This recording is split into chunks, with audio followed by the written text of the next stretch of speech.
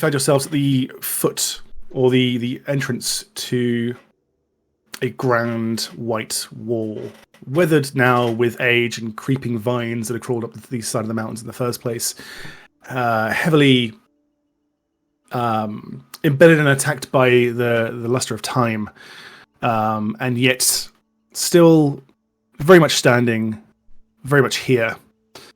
And before you, you see, much like in the picture, a large causeway leading like wide and open, easily 40, 50 foot wide, into the city proper. Oh, excuse me. Stretching either side of that, there are several off turns, leading down to more narrow but more reasonable main street style walkways. Between them, you can see a series of buildings, each of them still built from this white stone. Think like, to be fair, like the sandstone of Edinburgh buildings, like the massive bricks that, like, except this time they're kind of white and more like marble, but slightly different. As these various paths kind of go off and round in each direction from this main sort of travel area. The buildings themselves are elaborate, but not overly showy. You get the impression they're there for... Yeah, they're practicing, Greg. You think they were there for pleasure, but for purpose. They weren't there to be like not the Victorian style, very elaborate, oh, how rich am I kind of showing. They are there for use. But it just happened to be a high quality style at the time they were created.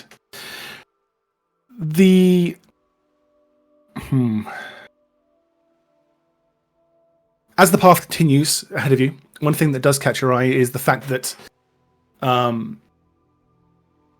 very obviously there is a large plane offset from the current plane that you're on ahead of you, maybe a kilometre down this walkway. It is basically, there's an entire sort of extra part of the city protruding out of the ground in front of you at a large angle. And inside of that, you can see there is further, and like all this kind of the building is jutting up in the wrong direction. Further than that, you can see there is another section that is jutting at a weird angle. You can see off in the distance there's like this, like through the haze in the air, you can see like another just kind of tilted up kind of towards you. And you can see the rows and rows of houses, like that kind of scene in Inception where the ground rolls up in itself. It's really disorienting at this. And in the center of it all, you can see this enormous vertical pillar, just standing right at the heart, perfectly straight up. And at the top, you can see just these slow eddies of pink mist coming out at the very top. One important factor that seems to be a part of each of these, as far as you can tell, the main feature from here, is that there appears to be a wall of blue-white fire between each stage. It's kind of rolling and kind of burning vertically up 30, 40, 50 feet before just kind of fizzling out above. Seemingly kind of coming from the seams where the different plates are misaligned within. And this is where you find yourself. No, I got a feeling we're going to make this worse before we make it any better. Oh, yeah, for sure. At the end of last session, I swear we sent Tarek. So we saw somebody. Yeah. Yeah, we saw somebody. Tarek, you didn't see someone watching you, but you did see at the corner of your eye down one of the side streets movement. Not sure what, but something gave you the impression that you weren't alone here. As you're standing there taking this all in, Eward comes running up now with the device in hand, having to spend a little bit of time just to disconnect it from the carriage that brought you all up. And just kind of, he's now stuffing that back in his satchel. He sort of approaches and sort of just takes it all in. Like, this is not. It's basically what I saw.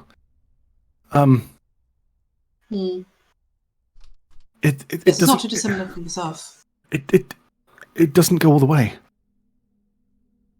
Cruz, you and now as you kind of take, as he says this, you take in and realize, falling back in your own memory, one of the main things you saw when you first started having these dreams was the long promenade leading towards the central pillar. As you look down this kind of pathway now, you realize that this may be a part of that. The thing extended all the way. It was huge. But it's massive. Like it's not put together. Yes, it seems like it's completely misaligned, spun around all over the place. And this kind of it just ends in a sheer wall as these kind of bowls sitting inside of each other, if you will. She's nestle. She's gonna look around for a moment. Forgive me if I'm wrong. This isn't put together correctly here. This should sit. The rest of you, when we saw it, it would go all the way down to the pillar. Like this would lead all the way. It wasn't like this. Does Kitty remember that? It's not right. Does it need? It needs to go together. Roll intelligence, or roll intelligence. Sure, why not? Nat 20. Yeah, come on, 3 in a row. Three for three, baby. No.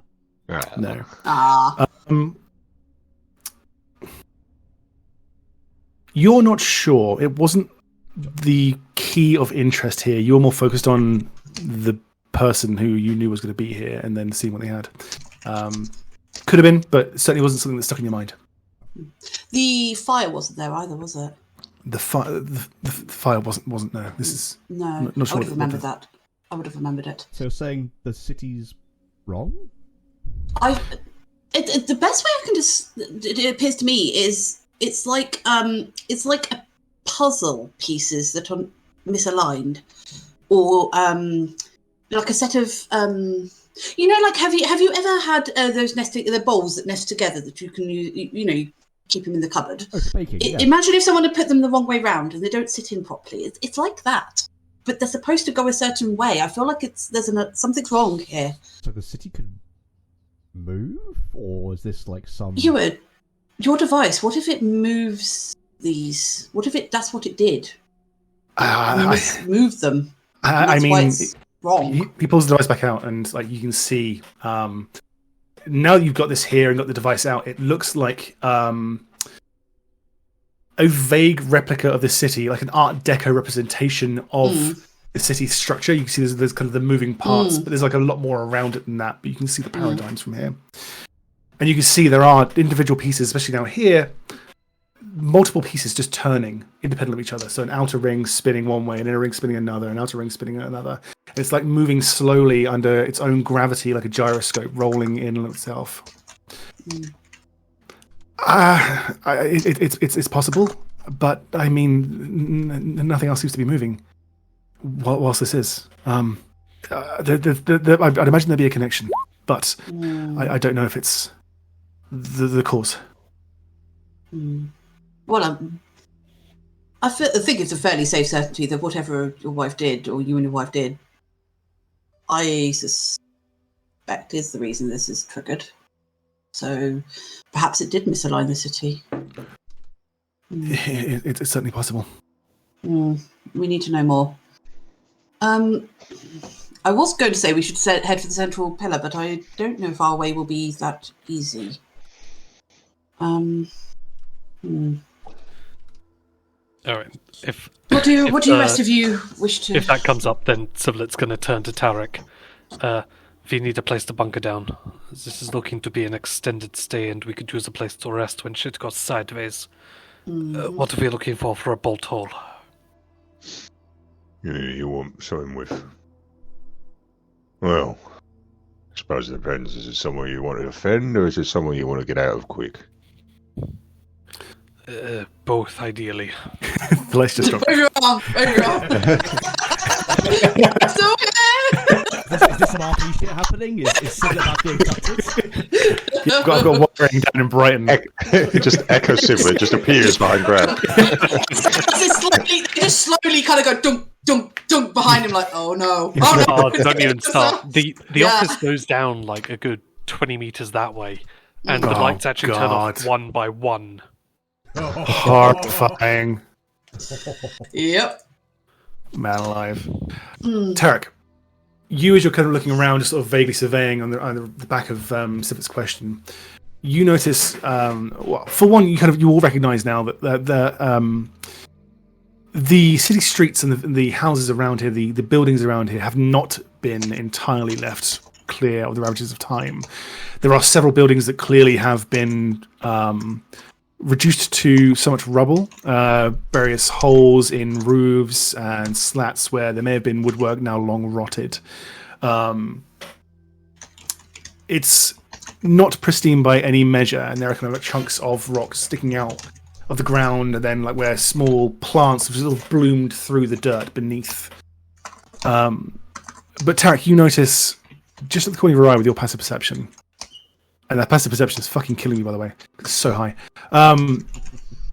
You notice just the slightest glint of gold just disappearing behind one of the rooftops as you look around. Just it catches literally the glint of the sun on something gold, just for a split second, just boom, in your eye. You look around, you see something very small just disappear around. I think you might be right there, Copper. I don't think we're quite alone here. John's giving me the willies. What do you think? What do you see? What do you hear? What can I see? So every time that's what I get in my head when you say it. In that fucking tank, yeah, you can smell it a mile away. Nothing but man flesh. So far from Auckland. Sorry, Carol. Sorry. I don't know. Whatever it is quick. I don't like it. Do you think it's worth investigating, or do we... May I suggest as well... May I suggest as well that both you and I, and I believe yourself, Tarek, had a visitor purporting to be from here. I wonder how much they exist in the waking world and if they actually are present. I would have thought if they were benign, they would at least have tried to make contact upon our entrance to the city. This place is huge. You've only been here 5 minutes. Yes, but an entity that can grant power that they can would probably notice if somebody comes in the lift that nobody's used for 3,000 years. I mean, in the stories, those kind of entities usually waiting atop a throne or like a plinth for the, to offer their gifts as some kind of test or some bullshit like that. So I highly doubt they're going to come over here with tea and doilies. They made contact with us regardless anyway. I just urge caution. I do not trust their motives, despite the information they provide. Given the way that they've spoken previously, it could be their preferred methodology is psychic contact. If you have means to deny that, then in the waking world, maybe they're not as able to get in touch. Yes. Yeah, no, they were not able to get in touch when I did deny them. Well, we have our mission. Regardless of other entities or not, we're here to stop the mist. What exactly? Let us be clear up front, because I feel like we may have another glint on a different roof, maybe 40 meters the other way. I feel like we should be clear exactly what we believe our mission is, because I am worried that we are at cross purposes, or perhaps at cross purposes. Yeah, we should move. Okay, we find somewhere to rest, then we talk. Because you're right, Cruz, we do need to discuss. Tarek, do these buildings have doors? Yes. Some of them looking much worse for wear. Some of them... roll perception. 23. Well... 25. Nah. Some of them in really good nick. Surprisingly good nick. Doors made of either solid brass or at least plated with brass. Still bronze. And relatively shining in the midday sun. Tarek will try and see if he can find one that's in more disrepair than the others. Sure, you do find several that are made of wood and have actually like rotted away. Like the wood itself has what hasn't been rotted and fallen off has petrified in place, and it's basically now stone. But you managed to find several. Where else are you going? So you've got kind of the ring extending to the left, ring extending to the right, or you've got the promenade down the center extending a fair way. Well, taking a quick look, the first thing he's going to be looking for are like alleyways and side streets. Sure. Yeah, with your kind of streetwise knowledge, you get a quick feel for how the city is built. It looks very structural, very designed from the ground up. There are blocks that then kind of cut through and then kind of meet another main road. So there are alleyways that cut through, but it's nowhere near the sort of naturalistic design, that you're used to. It's more like Milton Keynes, like it was built, like it was designed before it was built, rather than just organic. Yeah, that kind of idea, like a New York block, that kind of thing. It's very kind of structured. Yeah, and it all sort of feeds in towards the center. Yeah, Tarek would try and lead people to a side street before looking for a door to enter. Okay. But after that, he's looking for one of the buildings that looks in a bit more disrepair than the others. Sure. So, as you're kind of strolling through and you're kind of looking around, you see now there's kind of signs of very old business, paint or something on old stone that has been pockmarked and weathered away to the point of illegibility. And even if it was, the small parts of that that exist are in a language you don't understand. You see kind of stone altars, basically, that would have presumably had wares atop beforehand. The kind of cloth and wood regalia that otherwise would have adorned them, having long rotted and blown away. You see kind of actual shop fronts, the windows long smashed, but again, quite... that weird midsection of elegant but functional. It is nice because it's nice to look at nice things, but only to the point where it is useful. It looks like these are here exclusively to serve a purpose. I'm trying to think of an appropriate paradigm. I guess like if you functionality. Yeah, to an extent, it's like if you have like you have a military base, but you've got kind of the family on base as well, and then you have to have like a village that kind of serves them. It's not here to be a nice, attractive place to be. It's there to make sure people don't go nuts while they're here. It's like it's nice enough, but it's not the height of elegance that these people can produce. So it's not like brutalist Soviet style either. No, it's not quite to that extent. There is actually some kind of thought and care. So in this, there is some prowess involved. You can see sort of the like the carvings on the tops of buildings and things. Every so often, there's kind of like a small statue or something along those lines, just to kind of give a sense of relief from the brutalism of the buildings. And the kind of filigree is etched throughout, almost like a signature of these people, like it's kind of woven into the kind of social fabric. But the buildings themselves are very, very simplistic. And you can see kind of the large glass windows, several smashed to pieces. The doors themselves heavily rotted, or well, some of them heavily rotted. Actually, another point with your perception, you'll notice as you're walking through, some of them have been heavily smashed. Some of them that have been cracked appear to have been filled in with bronze. In the cracks, there's like a kind of weaving line of bronze just kind of filling in the shatter marks, and the glass is whole. Beyond that, you do see kind of some of the more residential seeming areas. There does seem to be a few areas that are just kind of houses and buildings beyond that. And you do find kind of a few down a couple of side streets that would probably fit your requirements.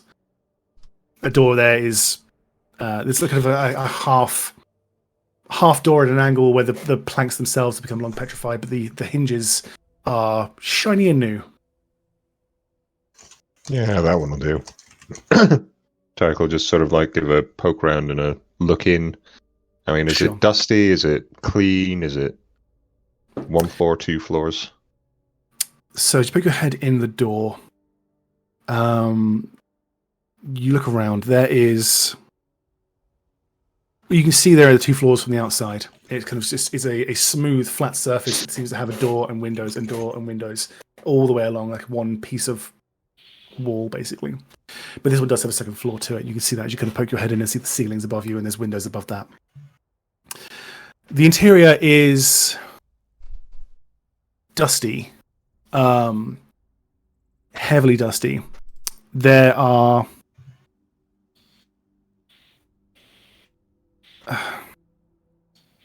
there looks to be several like objet d'art, like there's some vases that are still intact standing on one of the tables nearby. Again, kind of stonework tables, the only thing that's really survived here. There is again like an antique wooden table and the skeleton of what you would presume would have been a bed, maybe, off in one corner. There does seem to be a kitchen area as well, with designated like areas that at one stage may have had running water. There is kind of brass fittings and ornament and brass ornamentation in and around the house, as well as kind of golden glinted things and filigree markings throughout. It's this weird combination of almost like not prehistoric, but like ancient civilization combined with modern-ish, by your standards, technology. It's a really weird sort of mishmash. Victorian, like Mesoamerica type thing. Yeah, sure, that kind of idea. All right. But the things that were organic, maybe like the soft furnishings, the pillows, you can see it's kind of like bits and pieces of rug that have just kind of worn away to nothing. You can see like the dark outline where whatever it was has long rotted and then stained the floor beneath it. They're all gone. But there are several kind of odd devices and like water holding things like vases and jars and things around. Tarek will be like, 1 minute. And he'll just nip in and check basically exits, how many windows, is the second floor feasible or is it just the single floor? Okay. That's, is the upstairs like viable to stand in or is it like... Roll investigation. Oh boy. Huh. Hey! Nice. You spend a good chunk of time, and in a very professional manner as well. You take this seriously. You scan the interim. You see that the width of this kind of block, there is a rear exit that leads into a small central courtyard that leads into 3 other rear entrances. So you get the impression it's like a series of blocks that kind of have their own garden between 4 and then the next garden between 4. But beyond that, there is no exit there unless you go through another house. So the front door is the only real exit. In terms of windows, they are very basic and bare, like wooden shuttered cupboards, at least initially, and then the parts of the wood that still remain have been vaguely petrified that's there. So you can feel kind of the breeze rolling through the house. As you make your way upstairs, with that investigation, I will say you notice the crumbling stairs before you step on them, and you give a tentative kick to the stairs as the body of them fall away. There's now kind of a 5-foot leap just up some stairs, which is very little work for you, but does lead to a second floor. The separation itself is stone. There is no creaking as you walk around, and the second floor reveals there are 2 small bedrooms up here. Both with with the same kind of shuttered windows. These windows seemingly intact at this stage. The shutters closed and bolted from the inside, and then you don't try to open them, but they certainly are there and keeping the wind out. As a result, the interiors here of this room is slightly more well kept. There are elements that are recognizable as soft furnishings in here. You can see there is a small chest in here at the foot of like a bed frame. You can see there is a wardrobe and kind of a small side table, and you can see there is a mirror on the side as well. The next room you see there is a pair of small frames, smaller than humanoid, smaller than the first bedroom. You get the impression maybe these were children's beds. But how tall is that mirror? Or is mirror, it like a side mirror? It's sort of like a dressing table mirror, so maybe like 2 feet tall by about maybe a foot and a half wide. No worries. I was just wondering if it was a full length thing. Oh no. It is cracked and weathered, and like on a slant, basically. Interestingly, again, actually, you will notice the reflection is it's obviously cracked. You're seeing yourself in kind of multiple panes, but again, very fine bronze lines just tying everything together. The mirror is technically intact. Yeah, I'll head back downstairs and come back out the doors. As 2 exits. Stairs are bugged. Probably do. You say so? Go. Yeah. If we choose to rest here tonight, I can set up a hut at least to provide an additional layer of security should we require it. Great idea. Is it going to work in this place, do you think? Well, the hut was okay whilst the last time we used it was when we were in that, like... Just Tarek notices this. Oh, it was when we were in that barn, so I don't know. But... Shut it. Where'd Came that come from from? the gardens. Hold on. Tarek will be taking out his dagger and heading towards the back door. Heard something.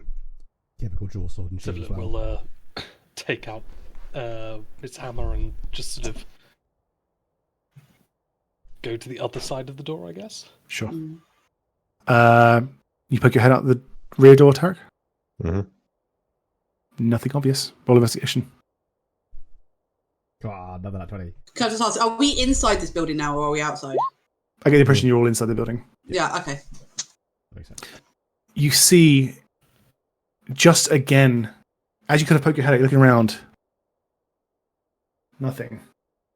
You sort of like almost instinctually just kind of turn and look your head up at the top of the building, and you see just again a flash of gold before something just carries on top of the roof. Something small, maybe rat-sized at best. Tarek comes in, shuts the thing on. I really hope that's not golden spiders. Worth us securing the extra doors? I don't know. And we did a fine job back at Smethus's. Yeah, but these things... I mean, they're only about that big. And it's... Yeah. Well, as we... Cruz, like you said, if you can do the huts, obviously other creatures can't get in that, can they? well, from beneath, perhaps, but not... if they're not a burrowing creature, we should be okay. We don't know anything about what's here, do we, I guess? But we can but hope. Floorboards are hard to get through. No. Right? I mean, just these objects alone, you do realise that this is a gold mine, right? Both academically and financially. Like, these things... you saw the device you had. I mean, all this stuff is... This is followed by a smash somewhere in the background. As Tarek has broken one of the vases in front of one of the doors. This is Fair true. enough. There's lots here, Cruz, and that's absolutely true. But we have a job to do. Once that's Tarek done, picks up another vase and heads to the back door. once that's done, I mean, I'm sure once everything's done, we don't know how this is going to end, but whether there be excavation crews or whether it be that we can grab what we can at any point, as it were. But we do have a job to do. You get that, right? I don't mean Tarek, are you deliberately... Please tell me you're not deliberately breaking priceless artifacts from an ancient civilization. Quiet. All of your perception. Tarek with advantage. Goose's eyes are just like little pound signs. Like, money. Perception was that?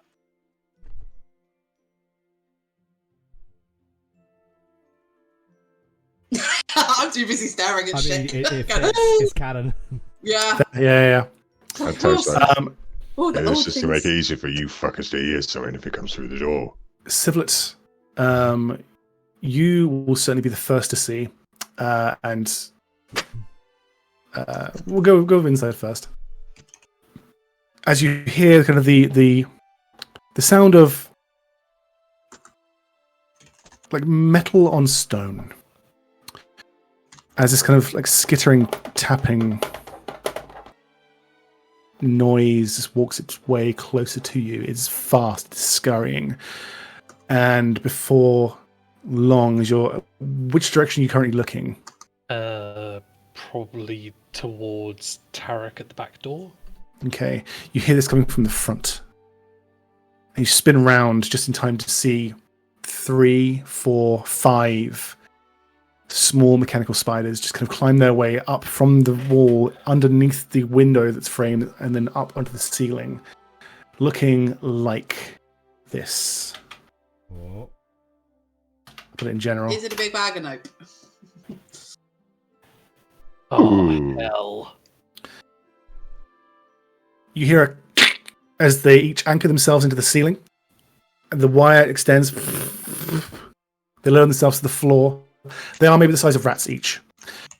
And they scurry over, clipping the coil, the lead that they've brought themselves down, and so now there's this kind of dangling line of copper. Scurry over to the parts on the floor. And you can see what passes as what would be mandibles start to glow, and you can smell these kind of ozone of the air as these things turn red hot, as the copper just feeds out and they start gluing pieces of this vase back together. The bronze just kind of melting at the seams as multiple pieces of them work together to rebuild this. They seem unfazed by you. They seem to be completely ignoring you. Tarek, you notice again from where you've seen this thing scurry up onto the roof, it seemingly stops, turns around, and comes down, and you see 3 or 4 of them from other rooftops also doing the same thing to join as they try and go towards the smashed vase on the floor in the garden. See, not everything's Well, out to get us. It was more of he was laying them at the foot of the doorways, not so much in the garden. Okay, sure. So it would have been. That's fine. They're Right going for there. the second vase, basically. Yeah. Yeah. You see the designs on a few of them are slightly different. They all have kind of the copper coil, but some of them have like light bulbs where the abdomen would be, or they have like different seeming containers, maybe different orientations. Some of them more chunky and a bit more laborious as they come along. It's one of them seems to have much thicker mandibles and a large kind of sloshing glob of a silvery metal where its abdomen would be. Comes closer, almost inspects what's happened, and then turns and disappears, realizing it's not needed here. But meanwhile, there are kind of 4 or 5 of these slowly piecing this vase back together. And if left undisturbed by yourselves, will, before too long, complete the job. Maybe 10 minutes apiece, with 4 or 5 of them just kind of building it up, crawling up on the vase that's now set, more gluing pieces until it is essentially fully back together, held together with bronze, just kind of sitting whole on the floor. Cruz is taking like serious fucking notes throughout this entire thing. She's absolutely fascinated. That's just. Weird. I mean, it's useful to say No, the it- least. These people were far, far more advanced than we probably are now. Perhaps we have gained going back to some of their abilities, but we have a lot to learn from the Eternians. It's an interesting way of knowing if someone's nearby. If they When broke they're- something. They might not be able to get you. They may purely exist as almost like a service. That's not what I'm getting at, Cruz. What do you mean? If there's someone who breaks something nearby, the spiders swarm to the broken object. It's an interesting side effect of an alarm system. Or it might, Well, maybe we should yeah. stop making vases then. Cruz, roll investigation for me. Yeah. If that was true, what do you think of the rest of this shithole? He just points to like various like disrepair around the place. Nice. Maybe they're only here to fix certain things. I'm I don't know. Dixon's deliberately broken. You notice, Cruz in particular, the pattern through all of these. There is that like blue glow of filigree etched into the bodywork of these. It's very fine and very small, and you notice their eyes also each glow blue. You notice by the time they are done with, say, fixing one of the vases, one of the blue glows from the eyes goes, just powers down. When they're complete, they crawl away. This time, quite unnervingly, into multiple different cracks and seams that are in the house itself, rather than using the big entrances they came in from.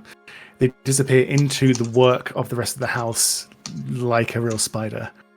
It's kind of like, up to this point, there's been mechanical, interesting marvels, but this kind of last caricature of reality sends a small shiver up your spine. It's just that kind of uncanny valley feeling.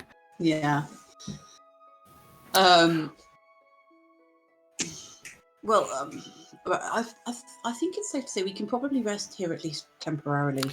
I think we need to regroup for a bit. I certainly need to sit down for 5 minutes. And I think we need to ascertain exactly what we believe our mission is, because I suspect we may not all align in... What is everyone's physical state out of interest, by the way? 50%. 50%. Cruz is physically fine, but she's a little bit mentally exhausted, so to speak. Injured, but not badly. Yeah. Okay. Cruz, she needs a slow, she wants a short rest. Tarek, roll insight for me. As the spider on your leg begins to bronze your wound. Oh, damn! Jesus Christ. Okay. I'm glad you're wasting all these 20s now. As the spiders finish fixing up the vase that you've smashed into the doorway, most of them scurry off. One of them sort of stops and looks at you.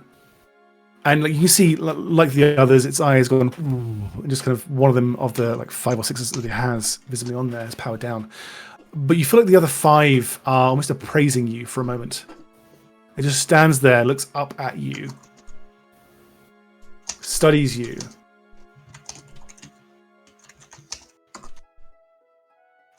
And starts leaving, but crawls up one of the walls. And you notice now, as you're kind of looking outside, there's this kind of intricate network of very fine copper wire that you maybe initially mistook for communication services or something, I don't know. But there's kind of just a crosswire along the top of the roofs. You see the spider kind of crawling up and just tapping on the wire before disappearing.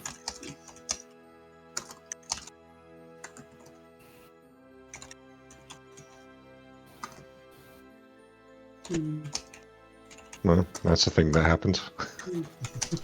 Has he pointed any of that out, or has he just kept that to himself for now? Well, for a start, he doesn't know what to make of it. So it's just like, well, that's the thing. Spider in it. Yeah. It's weird. Tarek's word of this day. Weird. It's all weird. Fucking weird. It's the next level up. So, we are using this place as our base of operations for the moment? Well, for now, anyway. I'll scrum down At least for if the we night. can just take a breather. It's been a pretty long day. Sivlet is going to just take a look out of the windows, try to look up. Are there any taller buildings just around here? Around here, not really. It all seems fairly uniform. There are some larger buildings further down the Promenade. sort of the promenade. Yeah, you can see there is something that looks like maybe in some kind of community center or somewhere that may have been sort of perhaps a place of worship or something along those lines. But they are not along this part where you are. It seems to be like a townhouse situation. They are all roughly the same size, and none of them really taller than any particular shop front.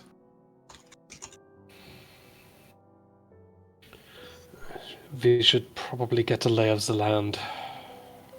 Tarek, you hear a soft. Well, you hear a small metallic grating, just from behind you in the garden. Well, he's definitely checking that out. Are there backdoor windows, or does he have to open the door to figure it out? No, it is a backdoor situation. Yeah, he's definitely going to be like... As you creak open the door, a smaller spider scurries in. This one looking different to the others. It looks like the mandibles are much more pointed, and it has a red back. And it actively scurries onto your foot, Oh, that's being stamped on so hard. crawling up your leg. Stamp, stamp, stamp. It's Knocking on that your shit foot, off. It's on your foot. Oh, I'm knocking that shit off. though. Which foot? Which foot? Roll a luck roll. Heads, it's the real one. Tails, it's not. So above 50, below 50. Above 50 real, below 50 not. This is Not real. False foot. prosthetic. Yeah, no, he's literally just backhanding this thing off him. And Okay. if it's coming towards him again, he's going to stamp on it. No, they might... Roll to hit.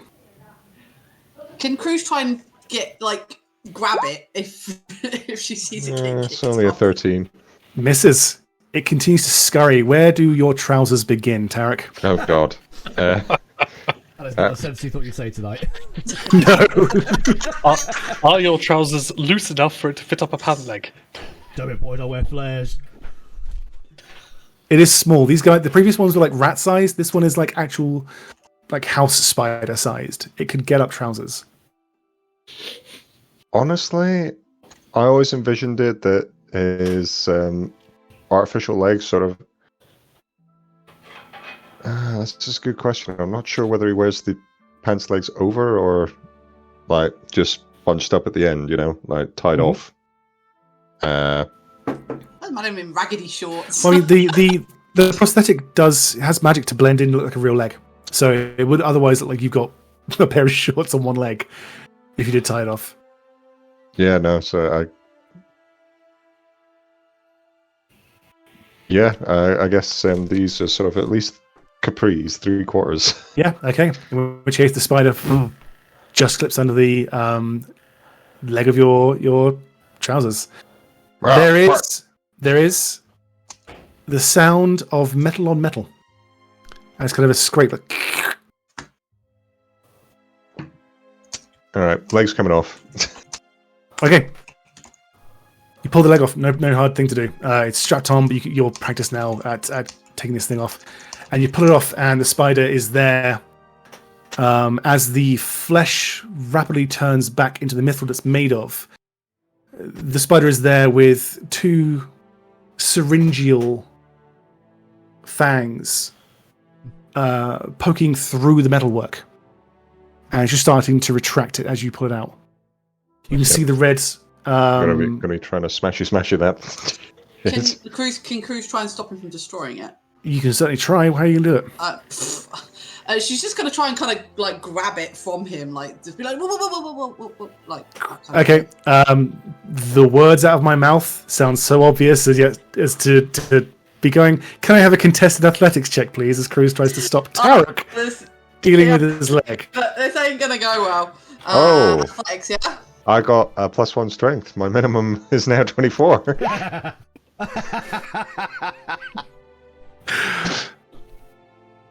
Yep. It's a 24, all right. Cruz, in the nicest way, you don't succeed. No, it's on like nerdy at sports, like no. Tarek, you see Cruz like desperately trying to stop you and reaching for it, and you like snatch it out of the way before Cruz's fingers can even reach it. You see this thing fully withdraw its fangs and start crawling towards you. What do you do? Oh yeah, smash! I'm gonna try and punch it or splat it again. Roll a hit. Can she try and mage hand it out of the way? I would like you both to roll initiative, and if so, this is going to be a very difficult check for you, Cruz. Oh god, I'm not expecting this to work. She's trying. If you're after Tarek in initiative, no. No. No. No. Tarek, you're not taking Shut your in. chances this time. You hold your foot aloft, you raise your hand, and go as the spider just splats. The bottle on its back, the red kind of abdomen, just shatters and drips all over your hand, the leg, the floor. Jesus. Did it occur to you that it was possibly trying to help you? Or at least we could have examined it to see if it was poisonous or something. You don't have to destroy everything you don't understand. You do realise that, right? At the same time, it could also have been trying to hurt him.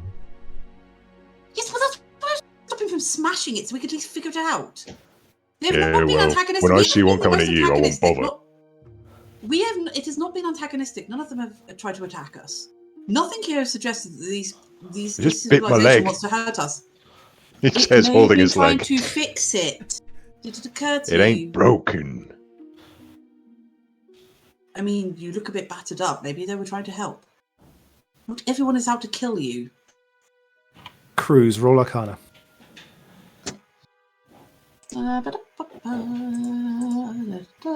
Arcana. Hey, this I can do. She says as she's about to probably roll a 1. 1. Hey! As the aeration of the liquid in the creature starts to reach your nose, and you start to kind of look over and see the consistency and the coloration and everything, you would be hard-pressed not to recognize this as a well-smashed health potion, now dripping on the floor. Yes. Oh, it's a health potion in there, you idiot. It was trying to help you. Well, Nina bothered. Why? As he we've starts all putting his been- leg back on. We've all had the shit kicked out of us in various ways today. Perhaps they were just trying to help. But it's good to ask, though, isn't it? Well, yeah, that's what I was trying to stop you from smashing it. You don't have to smash everything. At least let people examine it first, and then if it was dangerous, you could smash it to your heart's desire. Look, this is why I want to understand what everyone believes our mission is here, because I am not going to sit here idly whilst you destroy ancient civilization just because you don't understand it. I'm not about to sit here and let you do that. I'm not Three- even paying attention at this point. I'm looking at No, this. I know. 3 more of the brass spiders come in through various windows in the front and the back door, rebuild the spider that has just been crushed and fallen to the floor, just kind of attach the joints that have been broken off, and then all 4 of them scurry out the back door together. The glass, irreplaceable. And Cruz. stay out. So, I mean, obviously, Cruz, so you said that this one was here to help. Is it possible? Obviously, these ones are the good spider. Is it possible that there are bad spiders that could try to hurt us? Well, perhaps they'll send it to us now because we've been nothing but antagonistic. No, that's true, but I think we also have to recognise that we are intruders in an ancient city. I mean, who's to say there's not some kind of guard or defences or something like that where they actually recognise that we are not Eternians. Eternians. Has it occurred to you that maybe not all civilizations and not all cultures are constantly on the defence? Perhaps they don't fear us. Perhaps they don't think we are worth fearing.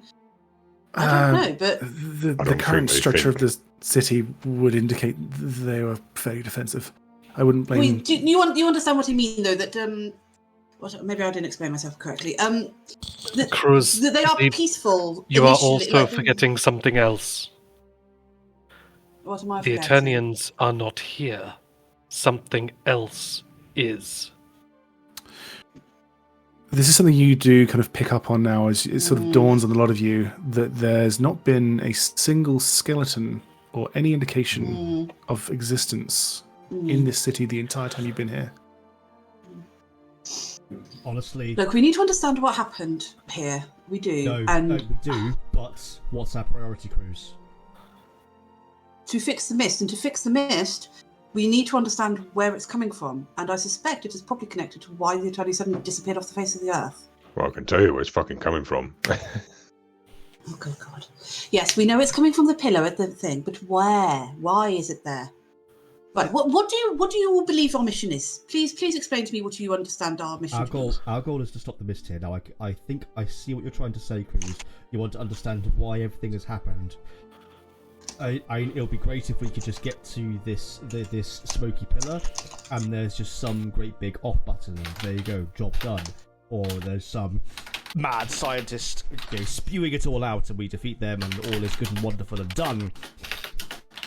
I worry. Sorry. Correct me if I'm wrong, Cruz, but this is judging from yourself in the rising carriage we were in just now. This is quite exciting, isn't it? Yes, of course it is. This is a civilization that nobody has ever had any real inkling of, other than some scraped together bits of findings from dig sites that, Absolutely. like my father and you had. This is possibly the greatest find in our entire generation, if not more. Absolutely. So yes, it's a little bit exciting, and I would prefer it if we could at least try and figure out what we're doing without smashing it. And that is fair and understandable, but might I also suggest we keep our focus to the mist? There will be time to No, Cruz. Terror, roll perception. There will be time to excavate. There will be time to see all the various different wonders that the city once had. We need to keep focus. 24? 20. Flat 20, okay. While this conversation is going on, you hear the sound of faint footsteps outside. Not scuttling footsteps. There's kind of echoes off the walls of the stonework down the Wayne walkway, of which you're currently down a side alley of. Can you both stop bitching? There's somebody coming. Hold on. He'll Cruz go will and actually try stop. to. He'll try to. He's going to try and sneakily catch a look at what's coming. Sure. So you're essentially right now. You've got the main promenade. You've got the market ways, sort of left and right from that main promenade, and then you've gone down one of the sort of thinner side routes off of one of the market ways. And so it sounds like the walking is coming down the market way, essentially. So that's roughly kind of where you are spatially. So you poke your head around the corner to see what's coming. You're kind of out of the door. You're in the alleyway. Roll me a stealth check, please. Mm-hmm.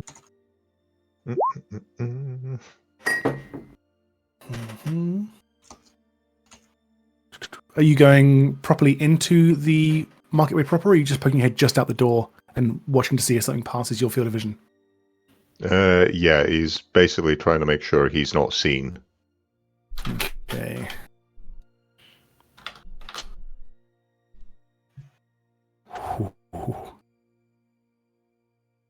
The walking gets closer. As you kind of poke your head out, you can hear the kind of...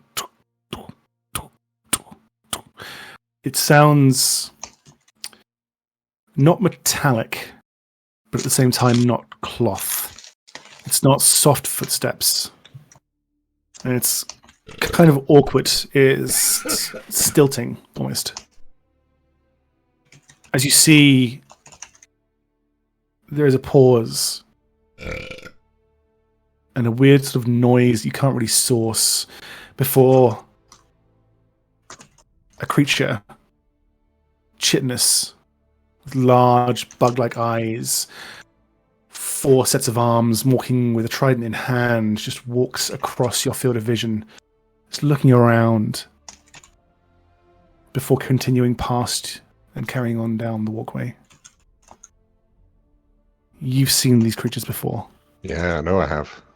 Back in... all the way back in the lake, if I remember rightly. In the lake and in the mountains. Mm-hmm.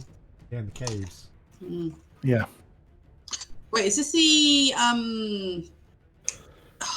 fuck? What do we call There it? was some kind of demon thing, Yeah. I think. Demon, devil, one of those two. Something fiendish this way comes. They're actually neither, technically. Mm. Technically. But they are fiendish. Yeah. The Tarek was sort of Mesoloth marches out of view, Tarek will seemingly on the prowl. very slowly close the door, making barely a sound. He'll be like, "Well, I wasn't a fucking spider. What'd you see? Do you remember them things? Right, by a big tree where this happened." And he points at his leg. We saw more of them in a cave. Yeah, the with was it with the Kanoku? Was that what you? Yeah, so you came for that, didn't you? A few weeks ago. No, you met Siblet in the hot springs. Yes, this was. Yeah, but that was That was what after that. Was the mission. the caves was after the. Oh, sorry, yeah, Caves was after that, yes. Sorry. Yeah. Yes, I Yeah, remember. the things had one of them big forks. Did we not also find some of those portal stones there as well? Yeah, didn't we? I know we did find some in one of the caves near there. I don't know if it was that we one. found, You found it in the caves. portal things in the caves below Yeah. the monastery. Yeah. You Which also I found think it is in the lakes as well. Mm. You found it below the waterline of the lake. Yes, we did. I believe these were the exhaust ports. We found these near some exhaust ports that I believe you put in place. You had the ones that we destroyed. Yes. Well, destroyed. I didn't know those things were coming through. Mm. Yeah, well, looks like they're here too. So then that begs the question: where did the exhaust ports originate? What are they exhausting from? Clearly, it's somewhere here. Well, it's investigation. Well, it would make sense if it was from the source, I guess. Maybe the central pillar itself. Yes. Well, yeah, but Okay. it made everything a bit more tricky. Because Okay, we're so the only things here, are we? Okay, so you all wish to focus on is ending the mists, and When look, we're done, I'm going to be frank with you. I'm going to find it extremely challenging to not investigate further. This is, if you had any idea how important this was to both me and my father, like Chris, like I in wish he was here. But either way, we have the bags. I agree that we do have. can stop I things in. agree. I know. I agree. We should focus on stopping the mist. I just want you all to understand that I believe stopping the mist will also involve understanding them better, and I do not want to have to deal with an endless barrage of Philistines who have no understanding of what I'm talking about, complaining that I'm wrong. Do you understand? So remember, So don't go around smashing everything in sight, and don't assume that everything is out to get you and everything is bad. So remember what we Okay. said at the get-go of this. We all have our expertises. Hmm. You know, obviously, we have Tarek as our eyes, and Tarek, you've been doing a fantastic job so far. Thank you. Cruz. Hmm. Sorry, just briefly. Can I get a wisdom save from you, please? Okay. Oh, it's not terrible. Hold on. +4 if you're next to me. Okay. Whilst going on that brief tirade, you do have the presence of mind to keep a low voice while talking, Yes. as this thing has just marched past. I just wanted to make sure. Oh yeah. Sorry, carry on. And obviously, Has appreciate your Siblet brains. seen this thing? You would have seen not this one unless you poked your head out and gone for a look yourself. But you have seen these creatures before, and you fought them down in the I was mountains. asking if you'd actually seen this one, but yeah. No, well, you currently Tarek was the only one who left the building to go and check, but you're welcome to go and explore yourself if you want to. Probably not the best idea. Well, go on. Various reasons. No. I kind of Siblet Guys goes on called a Cayman. rampage, I'm purging gonna the say, city. surely. Doom music starts. You say doom music, I say Matrix Burly Brawl music. We'll see how it goes. Oh, what a track. Might I suggest that we maybe rest for a while, if not over, although it is getting on. Well, actually, what time is it? It's about probably mid-afternoon ish. Yeah, about mid-afternoon. By the time you kind of got here, you started off. You start off like first thing. I know you said it was about lunchtime-ish by the time we got.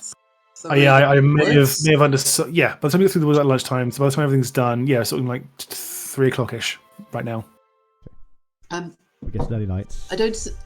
Yes, I think unless anybody else has any burning desire to go exploring this evening, I would suggest perhaps we take a restful evening and tackle this place properly tomorrow whilst fully rested. Unless anybody has any objections. No, we rest. None. We leave early. We want to do this as quickly as we can, as safely as we can. One advantage. Sorry. And so we better keep watch then, because agreed. we know we're not allowed.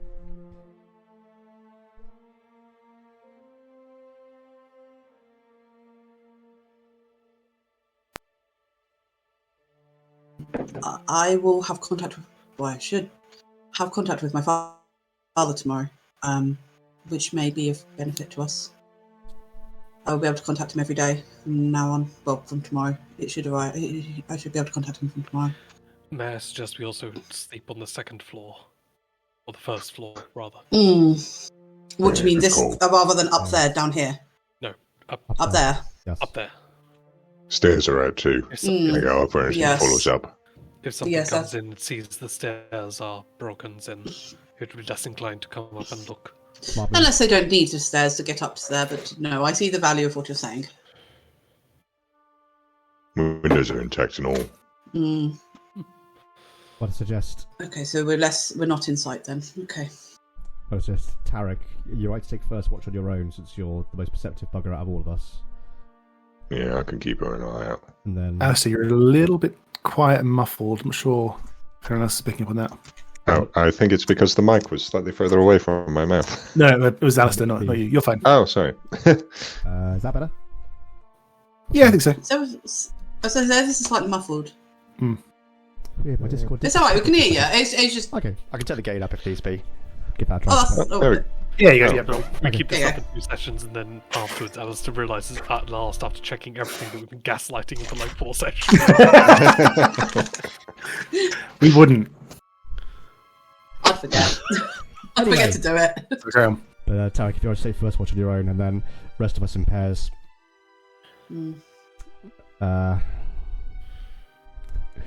Ladies' choice. Choice. Cruise, who'd you rather go with? Which big burly hunk of man meat would you like to go with tonight?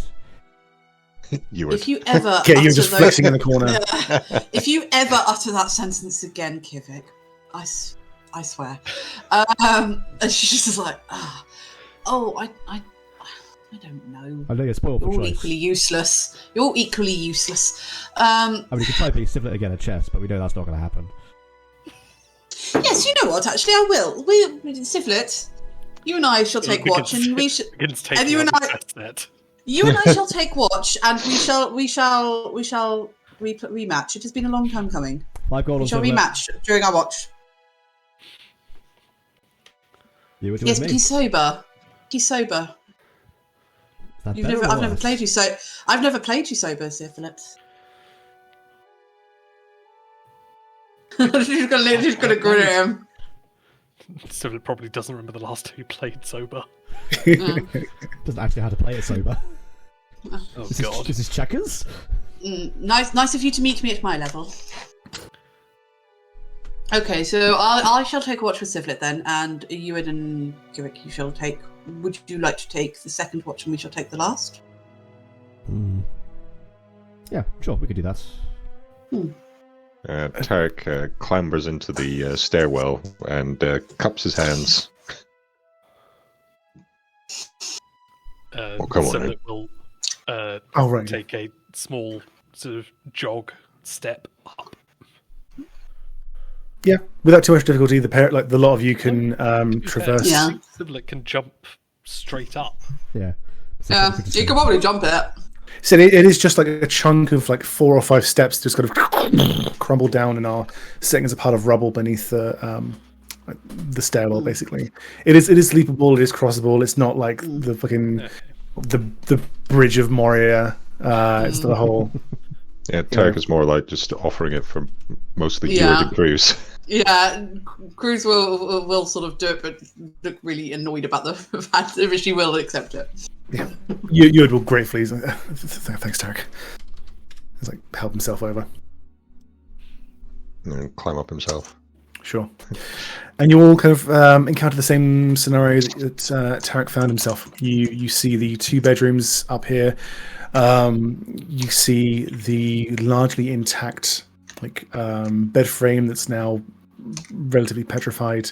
You see the chest, the chamber, the sideboard, the mirror on its side with the same bronze filigree that now maps the 2 vases downstairs, and the other bedroom, which has 2 smaller bed frames within. All of them are good size, easily enough if you have your own bed rolls or otherwise want to stay somewhere. You could clear a space to stay within the dome together, for example, in one of these rooms. Do you wish me to do the dome, or would you like to, should we just... I think if we're already in a shuttered building and we're taking watch, I feel like it may be overkill.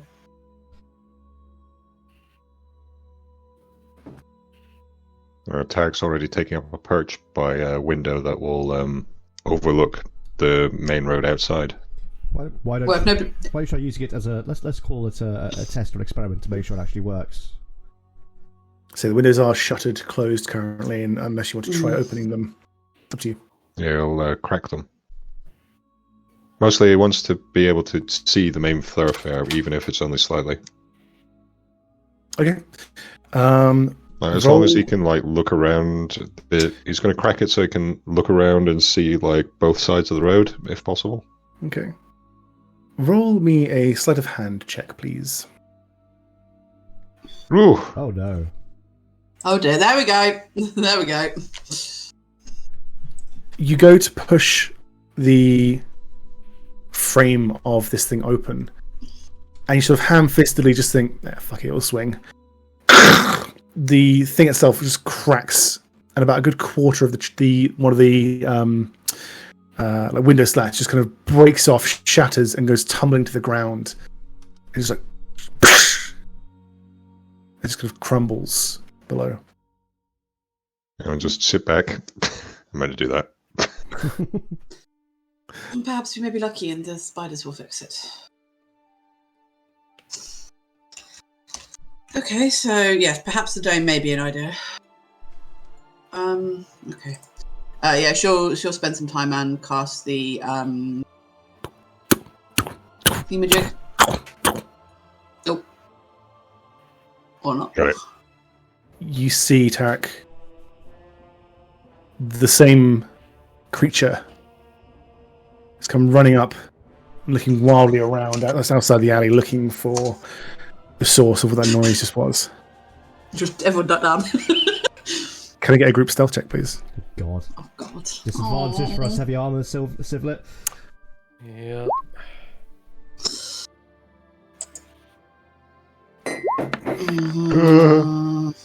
Civlet knows this isn't going to happen the moment he takes his first step, and is instead going to jump out of the window. Oh no. Hammer.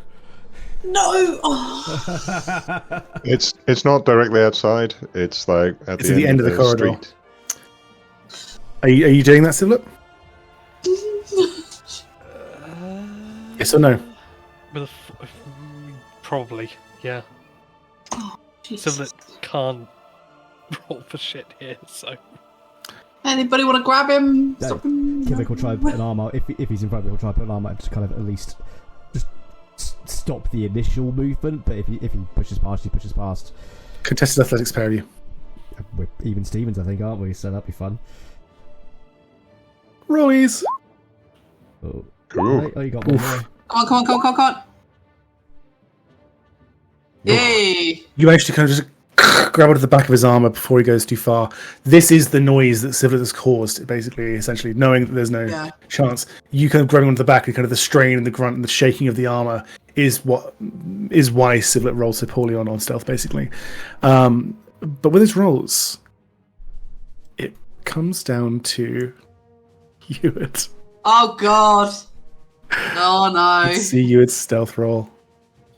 Stealth. +2. Oh. Flash, Jesus. Drop something. But can confer +5 to someone else as a reaction, which he will confer to Kivik on stealth. Which just. Christ. This thing looks around, like, spends a long time staring down the alleyway where you guys have come from. Not up at you, and you're there kind of like gripping hold of Civet and kind of stopped his momentum. Not up at where it came from, not knowing the source, not having clocked the chunk of petrified window frame that's now smashed in the floor below. Sort of staring down.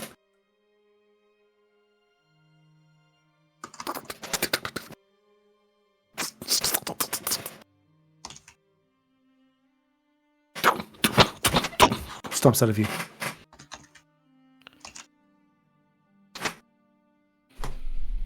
Someone has these things on edge.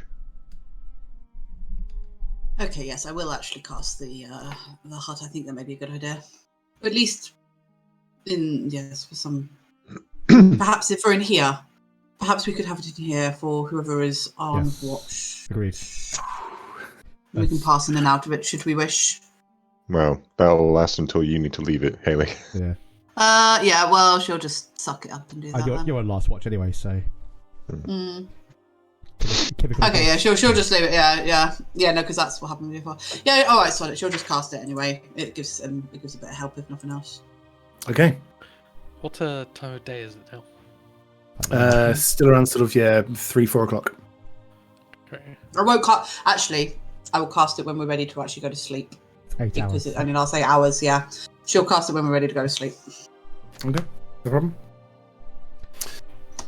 So, you find yourself in a dead city, in an ancient household on the top floor, with time to kill as the sun slowly sets and the shadows spread across the city. You start to realize now, all of you will feel the deep rumbling that you kind of put out of your mind while you've been exploring and taking everything in, but now in the stillness of the moment, the deep rumbling you feel in your heart and in your stomach and in your feet. Not oppressive, not aggressive, but persistent. And this is the thing you've been feeling since the start, Tara, because you got closer to the city. This very low frequency bass rumble just rolling through your bodies. Just do it's only within 60 feet, but a divine sense. Just anything kind of nearby, just to see if there's any celestial, fiend, or undead entities within that radius. Sure, let me just briefly check. Doesn't work if they're behind tall cover, right? Is do you want to ping the doohickey? Oh yeah, that is not behind total cover. Yeah, probably it works. This way, kind of in a closed room. Yeah, from here. No. Yeah. All right, no worries. Was there anything you'd like to do for 4 hours? So, I will allow you guys a perception check, and those who pass the perception check to give me a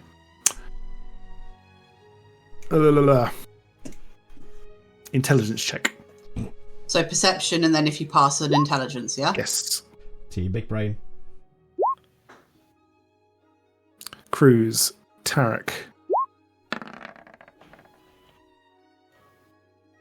Kivik. Can each of you give me intelligence checks, please? Civil, I'm afraid not. I've been saving all my smarts for this one moment. Holy shit, Kivik. Yep. All three of you, as you notice you're just two things as you're sat here waiting for the sun to set. One, that the footsteps pass on a fairly regular basis. Maybe every 20 minutes or so. There is the sound of familiar footsteps. They're not always alone. Sometimes they come in pairs, sometimes they come with another creature that you're not entirely sure of. It's hard to tell until you hear a noise that you're unfamiliar with, and then you see something entirely different to this kind of six-armed, sort of four-armed creature sort of stomping past. Something long and beefy and sort of oblong, almost bestial in nature. But they pass much like all the others. The other part of it is they pass in the same direction. And between the three of you, you realise this is A patrol. some manner of patrol. Yeah. Roughly every 20 minutes or so. So it's quite rigid. It's quite regimented. Quite clockwork. Within reason. So we could work It's on around a that in the schedule of some morning. kind. Yeah, Yes. but also means there's likely to be more. That means there's a force here. So we're treating this like an incursion. We go in, we don't know the numbers. We'll shortly face defeat. Well, I mean, it could potentially be an entire city's guard, so yes, we should not tread lightly. By this point, the sun has set, and deep shadows start to fill the streets as it crops below the line of the wall. And as twilight starts to fill the city, you notice the streets are not as fully dark as they perhaps should be. As you sort of just peer through, and you see again the occasional just of spiders just walking With along. a light bulb on its back. Yeah. Clusters, just kind of individuals, just not in any kind of regimented way, not in any structured way, just kind of free roaming almost. But the light on their back, it's like that's been what they're designed to do. Just roam the streets and providing light wherever they be. And there's kind of an ethereal sort of Firefly-esque feel to it as they move around. It's comforting is the wrong word because these are at best unnerving, but by the same token, you could understand how someone could live with this. Got a bit there, very pretty.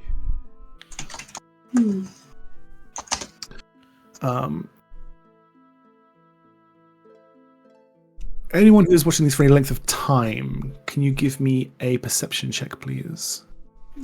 Crew's probably been watching. Okay. Tarek's been on watch, basically. Sure. Oh, come on. Kivik, you probably missed this as you're looking at some of the other ones, but I'll say Cruz and Tarek, you both see this. You notice as the one you happen to be looking at the time, the bulb just goes and disappears. As it does, you see it immediately make a beeline for the floor and go around and go down one of the deeper alleys further into the city. And then out of view. You see very briefly in the direction after, maybe a moment or two, there is a blue flash.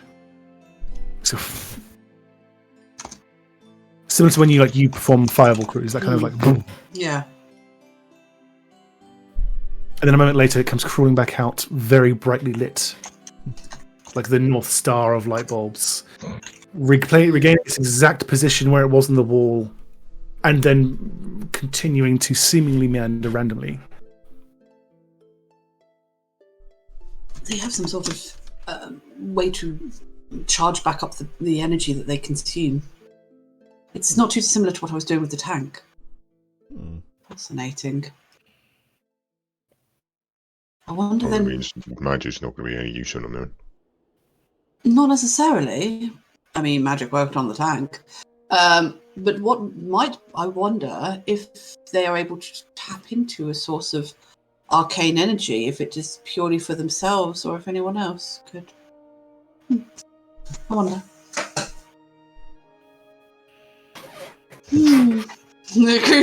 Cruz becomes the actual fireman, plugging herself in.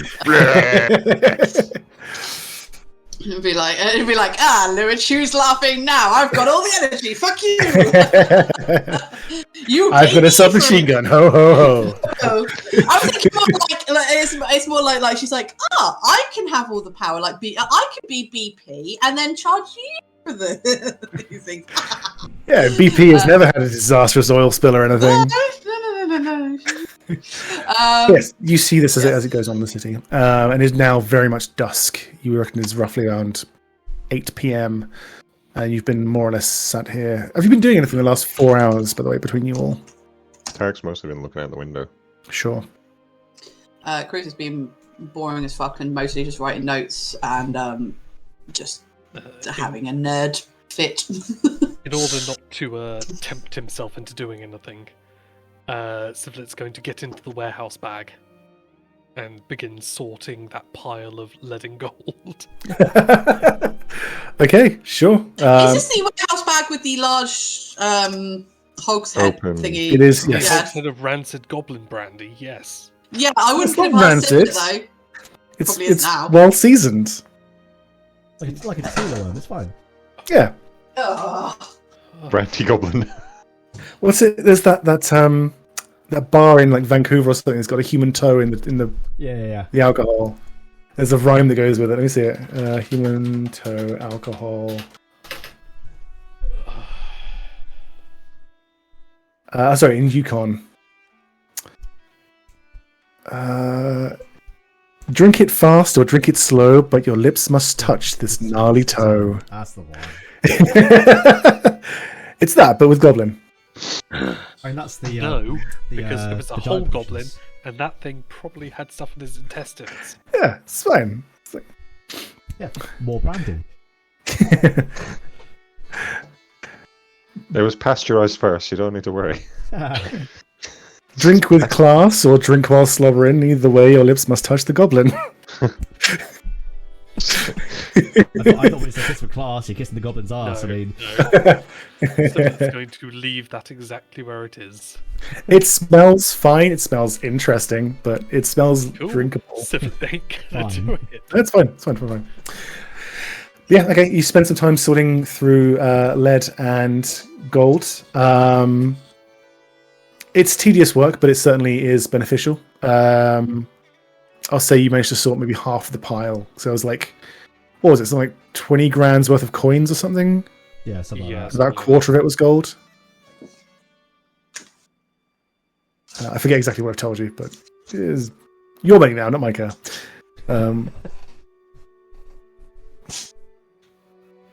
Okay.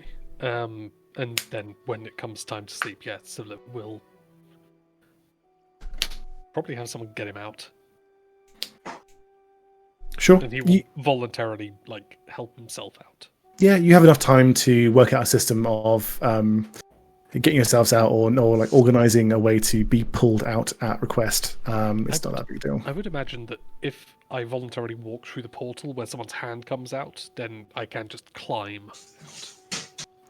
Clasp. Depends on who's pulling you out, but yes. when if some it's- people periodically reach in, and if they feel you tug twice, you come back out. just high five. Yeah, you can work a way out without too much difficulty, and yeah, okay, you spend like 4 hours or so sorting through. Also, that's a hell of an escape method. Hmm. Everyone gets in the bag, Sivlet clicks his heels, runs away at 250 miles per hour. Oh, what have I done? Oh no! See you later, bitches! Oh, You know the fucking golden axe goblins. Yeah, that's the ones I was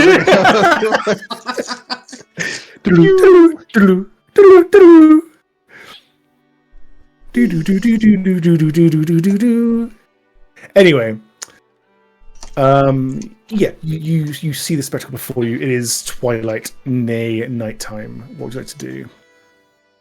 Bunker So- down. Settle down. So early night, early starts. Tarek, obviously on your own. Any problems, you wake us up, okay? Yeah. Goodbye. Yeah, Cruz will take the time to do the hut. Sure. Okay. Hut is squared up. It encompasses pretty much the body of the room. The house isn't massive, and sort of a 10-foot radius will definitely take up the majority of this space you're in. Basically, kind of just blocking the door and the windows essentially at this stage. No. That's kind of the point. Yeah, that's fair. Makes sense. But yeah, you cast that with no trouble, and you find yourselves with a dome to sleep in. Yay. Sleepy time. Okay. And the rest of you hunker down. Tarek, as you take first watch, what are you doing? How are you keeping watch?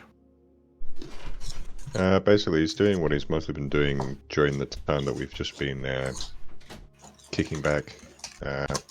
Just sniper position. Yeah, he's basically just sat like leant against the wall. Like he's found a way that he can like sit down and like stare out the window. Mm. Hopefully, I mean, he's trying to make it sure that keeping lookout is something that he's done like loads of times in his life. So it's like he's well practiced at this. He's gotten to a position where he can't be seen, and he can just observe basically where this patrol is coming through. Basically, just to see if there's any oddity to it at all, or whether they change the pattern or decide to do something different. Yeah, fair enough. Yeah, you sit and you take watch. The patrol does continue, and you start to roll an intelligence check for me, please, Another one? or investigation. It's the same roll. Okay. At this point, I'm mind-numbing because I've been doing this for hours now. Yeah. So it's tedious work. Although, can I get a short rest at some point? We can get a long rest in a minute. Well, yeah, I but feel what like we happens would've if something said- happens in the middle of the night? I Oh, felt the like shit, we would isn't have it? I just had 4 would hours. not Yeah. have the previous 4 hours have counted as a short rest. Sure. Yeah, you can have had a short rest if you want to.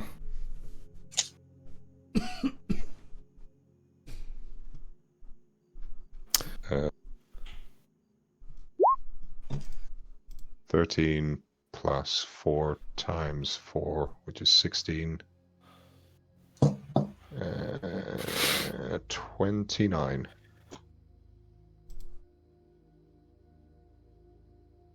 So yeah, if anyone else wants to have or can do anything on a short rest, you have had a short Yes. rest quite easily. Thank you. Thank God.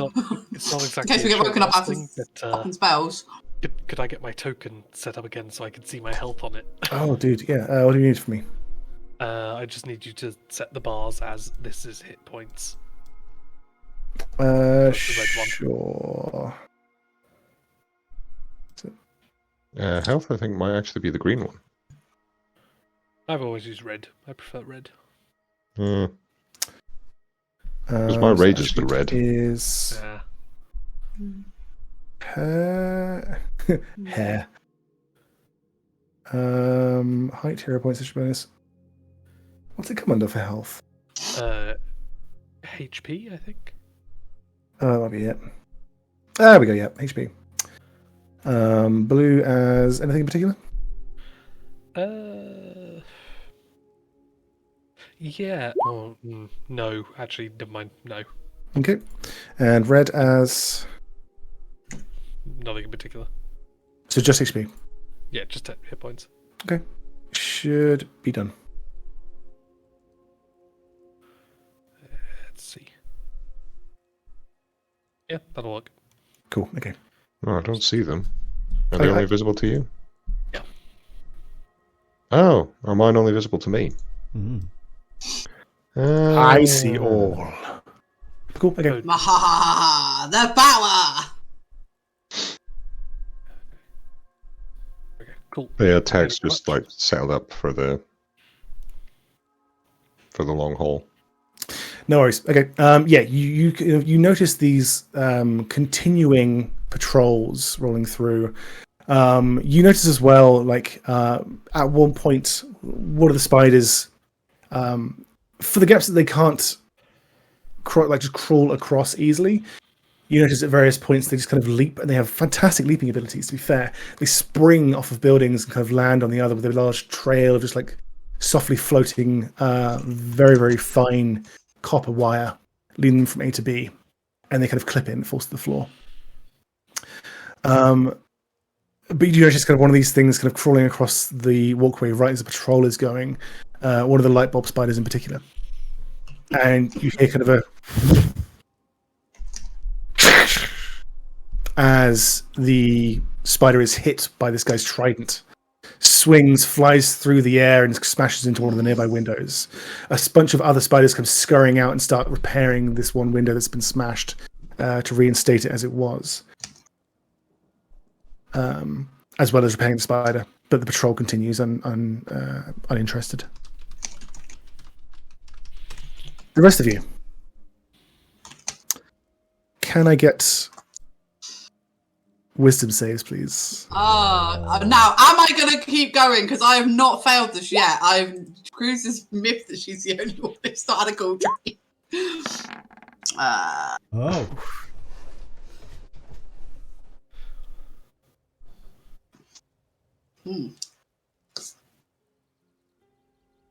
If you all start having night terrors, I'm going to be going in there and punching you all. Wake up! Wake up! Wake up! Sivlet, you find yourself awakening. The sky is grey, deep, pregnant slate colour, swirling with a great wind that whips across your face. The land beneath you is also grey and murky. It is sand and gravel and not much more. In the distance, it extends for miles, and you can see there's mountains climbing of a similar flavourless colours, deepening in places, brightening in others, only to give distinction from the background of the sky beyond it. You can see the kind of roiling clouds and darkened areas and the kind of pitch blackness of some of the tops of these mountains and areas that you'd really rather not go closer towards in the middle distance, but it seems otherwise barren, merciless, and cold. You find yourself very much alone in this space as a wind kind of whips across you. Kivik, you find yourself in a very grey area. The ground beneath you is gravel. It is slate. The sky is dark and pregnant. The wind whips across your face. In the distance, you see mountains of a similar colour extending beyond. And you see figures off in the distance, deep shadows. Nothing you recognise, and they give you this eerie feeling. Especially as there seem to be more of them than there are of you, and you feel for the first time in a very long time very alone. Cruz. The wind whips around your face as you too are in a dark, grey, desolate location. The land spreading for miles. In the distance, you see the mountains before you as the wind whips across your face, and the clouds above also a deep slate swirl and roil. And you too see these figures on the horizon, the dark, shadowy humanoid forms. At first, it's 1 or 2, and each of you see this as it increases. You see 2, 4, 10, 20, 50 as they gather at the edge of your perception. Dark shadows standing amidst the wind. You're not sure whether to run towards them or away from them, and you try casting or swinging or doing anything that would otherwise give you any kind of agency in this space. But the will to do so drains from you before it leaves your hands or your mouths or your arms. You turn to run, but the strength in your legs falls to nothing, and you leave a slow pace, walking backwards away from these forms. Each of you give me a dexterity save, please. Oh dear.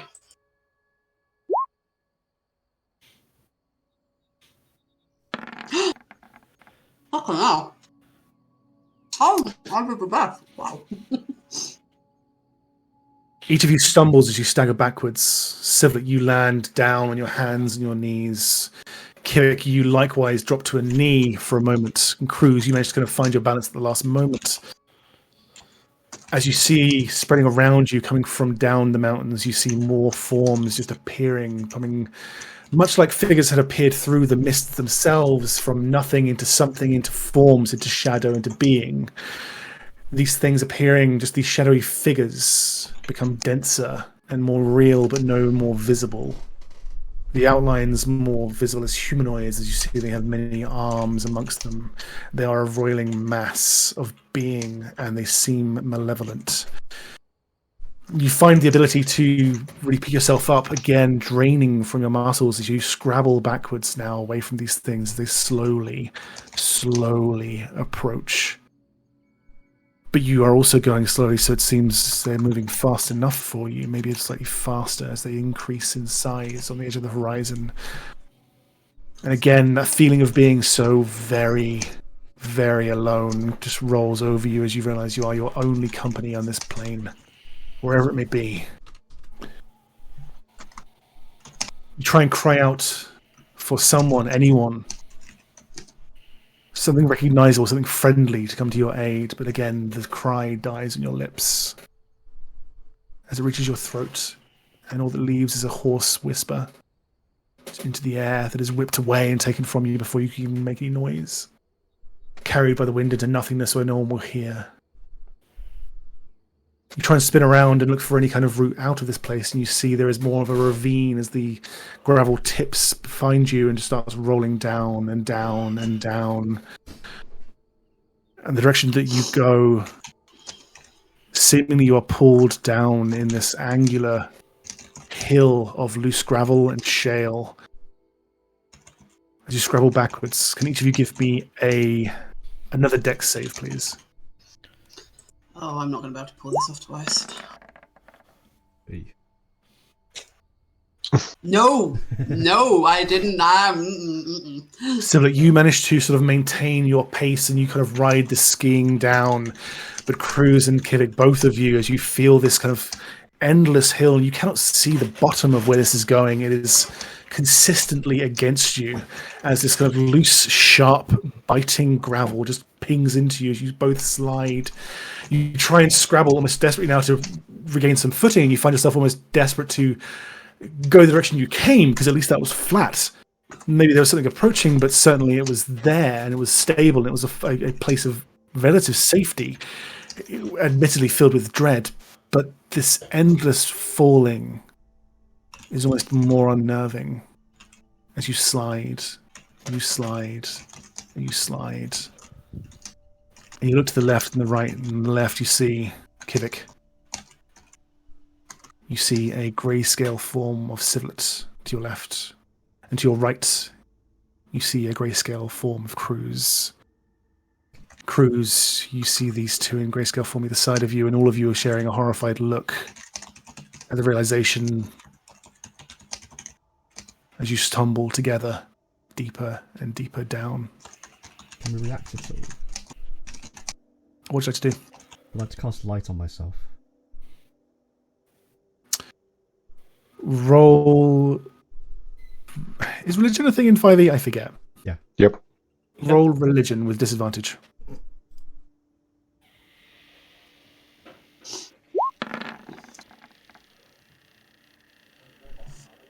You go to cast light, and you try and think up the power and the core within you to bring forth your abilities, given that your power comes from your own self-belief. But in this place, when you draw and you're falling, you see your friends equally despairing, and you're unable to help them as you all slide down this shale gravel slope that seems with no end. Your self-belief falters, and the light fizzles from your hands as you cast it.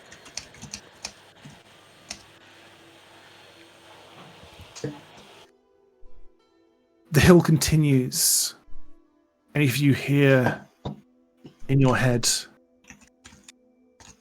a familiar voice, well, familiar to two of you. Friends, I can help. Friends. Sivlet does not like that.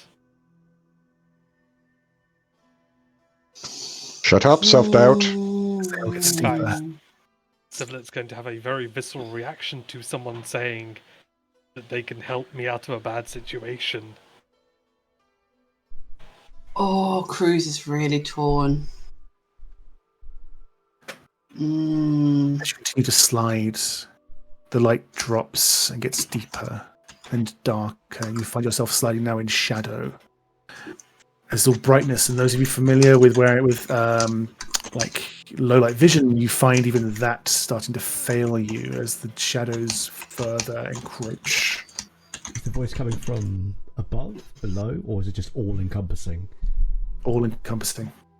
It is in your head, it is around you, it fills your ears and overrides the wind that whistles past your ears as your hands are bloodied and scraped from the gravel beneath you as you're scrambling to stay alert. I know we're all asleep. Sure. Can Cruz figure out enough that she shouldn't be able to hear them because she's wearing the ring of mind shielding, enough to go, wait, no, this isn't right, and just cut, because otherwise she's going to start getting very tempted to roll a... like, obviously, roll a wisdom save. Dream logic. Sure. Okay.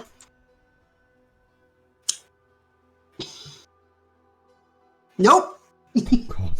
Sorry. Yay! Sivlet is going to try and reach out for Cruz and Kivik. Cruz Kivik, you see this grayscale form of Sivlet reach out a hand towards you. Try I'll to grab it. Yeah. So who's You're in all- the middle? You're all, we'll say, Kivik on the left, Cruz on the right, Sivlet in the middle. Mm. Sivlet, as you reach out both hands, you see their hands desperately reaching towards yours, and you know you're within touching distance. As your hands face through each other. Oh no. As a horrified look crosses each of your faces, realizing there is no way for connection. The hill stops. Sivlet's gonna desperately just try and grab. No avail. As the gravel turns from a steep hillside to a sharp cliff. No. Give me dex save, please. No, thank you. That's Danger sense? usually not so fun. Yes, danger sense will allow. Yes! Finally! Finally. Kivik, grip on. Cruz, one hand swinging, you hold on. Both at the end. Sivlet, you tumble. Bashing on the rock side, you smack your head onto one of the cliff sides as a seemingly endless black pit, and you look behind you for the other side of where this crevice must be, but there is nothing. It is pitch black darkness beyond, and right below it is continuous pitch black darkness. There is nothing here to stop you. Desperately, you claw onto the side of the cliff, and you find yourself scraping down, having taken several vicious bashes to the head against the side of the cliffside, and you find yourself stopping. Maybe 50 feet below the others. I can help. That's a Sivlet or Take my hand. Each of you hear this. fuck off. Sivlet, Do we hear each other? No. You see the mouth movements and you see the anger on the faces, but you hear nothing. Okay, I'll call out. You're not our friend. We don't need your help. Okay. What are the rest of your responses?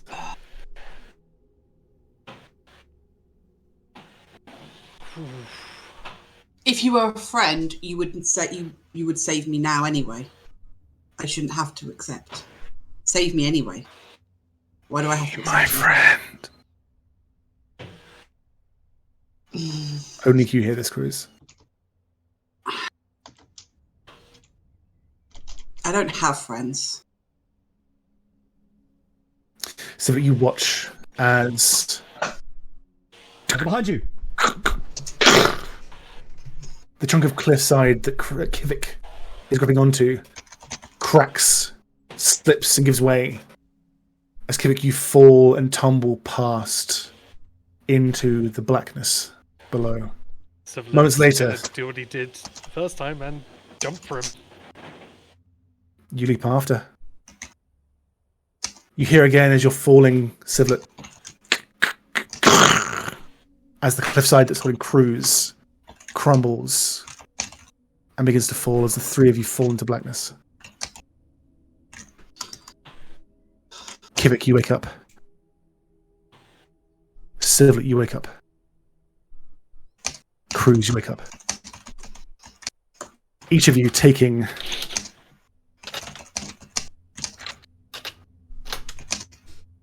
21 points of psychic damage. Oh, fucking hell. Sivlet, you take an additional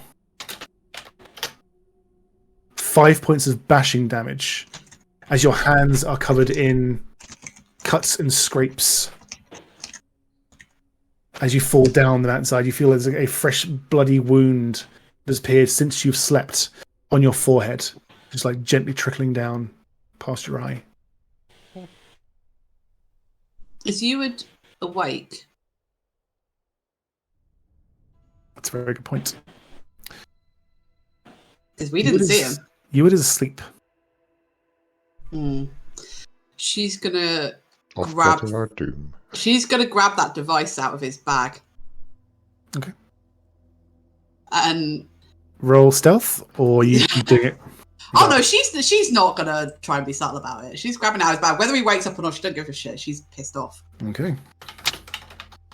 Kira kind of looks towards Sivert and just like points like the markings on his face. The kind of. Okay, but you can see a small bruise just starting to form underneath the slash. It looks like he's been struck in the head, and like all of your hands, the palms of your hands are grazed as if you've been skidding on gravel. Yeah, she grabs the device from his bag. Sure. Doesn't seem to rouse him. Why wasn't he asleep? Why wasn't he there? Just gonna grab it and like look at it. Is it doing anything? It is whirring and it is spinning, but no more than it has been for the rest of the night. Not all of us dreamed at the same time. Maybe it's just our bad luck this time. That voice, that's who I've spoken to before. That's the one who tried to offer me a gift. That's what. I worry that you did not growl at that. I worry that you was not a participant. That concerns me. Bear in mind, Cruz. I mean, I know it's weird because you haven't. Have you had one of those dreams before? What, a dream of plummeting to my death? No, generally not. My dreams are usually a lot nicer than that. Just remember how like some of us have had like fiery dreams, and I think. Oh my God! Yes, you've all had planar dreams. No, I've been denied that so far. Can Cruz think? Did that sound like a plane that she might know of? Like, could she figure out where they may have been if it was a plane? Roll me Arcana. Pop. Yeah. So hard to tell. Given the context and given what's been happening previously, it's definitely possible. That being said, from everything you've heard of these guys' dreams before, they've all had individual dreams. The fact that you're all in the same place is odd. There are certainly planes that could represent, but to pin it down to just one would be tricky. That being said, there's probably a cluster that you could think of, maybe. Where's my... It's not here. It's on my fucking bookshelf, isn't it? Oh, Alex. Give me 2 seconds. I'm going to grab my DM guide. I'll tell you which planes you can probably narrow it down to. Oh, boy. My guess is Limbo.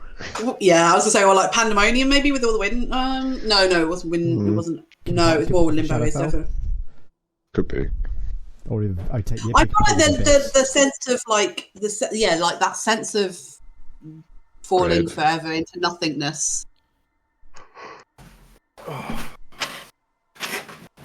the way, shit talking the descriptions of these dreams has been some of the most fun I've had in this entire campaign. To let you know. Oh, that was awesome. We passed the friendship test. Or failed. I don't know. It could have gone either way. It really could have done. That was really, really interesting. Oh, everything here is meant to kill us, Cruz. Not everything here is meant to kill us. That fucking dream was. Why are you so hostile to it? So, from Because your it's not knowledge, it's not from your knowledge of harmless. planes, Cruz, you could have believed that would have been a representation potentially of Shadowfell, where some of the darker magics, the alternative version of the Feywild almost. The emo version of the Feywild. Yeah. With a fringe. Certainly didn't seem to represent any of the obvious cartographic planes of air, earth, fire, or water, to your knowledge. It didn't seem to be directly representative of that. I mean, the hells. Felt like a hell. The hells, it could have been. It could have been a number of them, to be fair. That's not really more. She's not. That's less of her expertise, but It could have been a very, very specific pocket of limbo. It's certainly an option. Limbo itself is very, very busy. Typically, it's the middle ground of a bunch of planes, so it could be very, very shifting. It could also have been an element of the abyss, though that tends to be more Demons. yes. Where are we? A little less demony than the Abyss. Likewise, it kind of shifts to the Nine Hells, as you think may have been a very particular plane of the Nine Hells. There's certainly something there that it could have been. There's a lot of variation in how they're represented. For example, Avernus. The first layer of Avernus is the point for the plane. Avernus is a rocky wasteland with rivers of blood and clouds of biting flies. Maybe. And there are multiple different versions, so it's certainly possible, but nothing like, oh yeah, it's definitely that place. yeah. This kind of the thing that makes it tricky is that nothing seems to directly fit from your mind. She's going to hold up the device and be like, that's how you got the orb out of it, didn't you, at some point? You got that strange black orb, didn't you? Yeah. Did you talked to it, didn't you? I mean, I kind of threatened it. You did a bit more Can than threatened it. You pumped a smite into it. Can you threaten it again and tell it if it interrupts our sleep again, I will find it and I will murder it. I don't like my sleep being interrupted, especially not by falling to my death. I mean, when that black orb came out, it seems to get rid of whatever was inside of there. Well, clearly not. It shouldn't be able to. Is it not? Whoever it is, they shouldn't be able to. Is here. Yes. They shouldn't be able to get inside my head, though. I mean, these are powerful people. The Eternians are, as you said, Cruz, fascinating people of powerful magics, even past your own. I'm still concerned that has not woken. He has been visited by this entity far more than I, and he has made use of its powers. I have not. Look, we need to rest some more. Try, lie down, get some sleep. We discuss in the morning. Cruz will notably not put the device back in Ewan's bag, and instead put it in her own backpack. Okay. And then try to go back to sleep. Roll. What's your perception, Cruz? Fucking shit. Hold on. It's your passive Just perception. straight passive perception. Yeah, it's crap. 11. Roll me a perception check. A perception check, yeah? Yeah. Yeah, okay. Yep.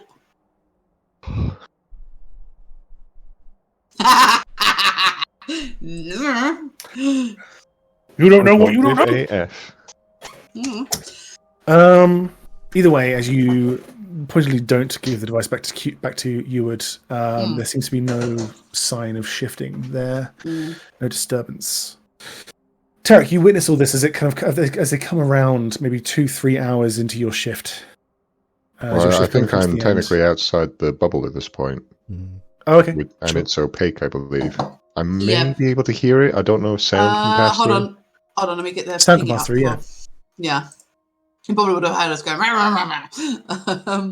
Hold on, let me pull up the what's it majig for it. There you go. Spells and can't discern. Yeah, you can't see, but it doesn't say anything about it being soundproof or anything like that. You would have been in it when you cast it, though. So if you are in the room, you are in the sphere. Yeah. Yeah, but you can also leave and come back in. Yeah, but I think you physically can't. Yeah. Everyone other than Cruz can come and go. Where are you keeping watch, Tarek?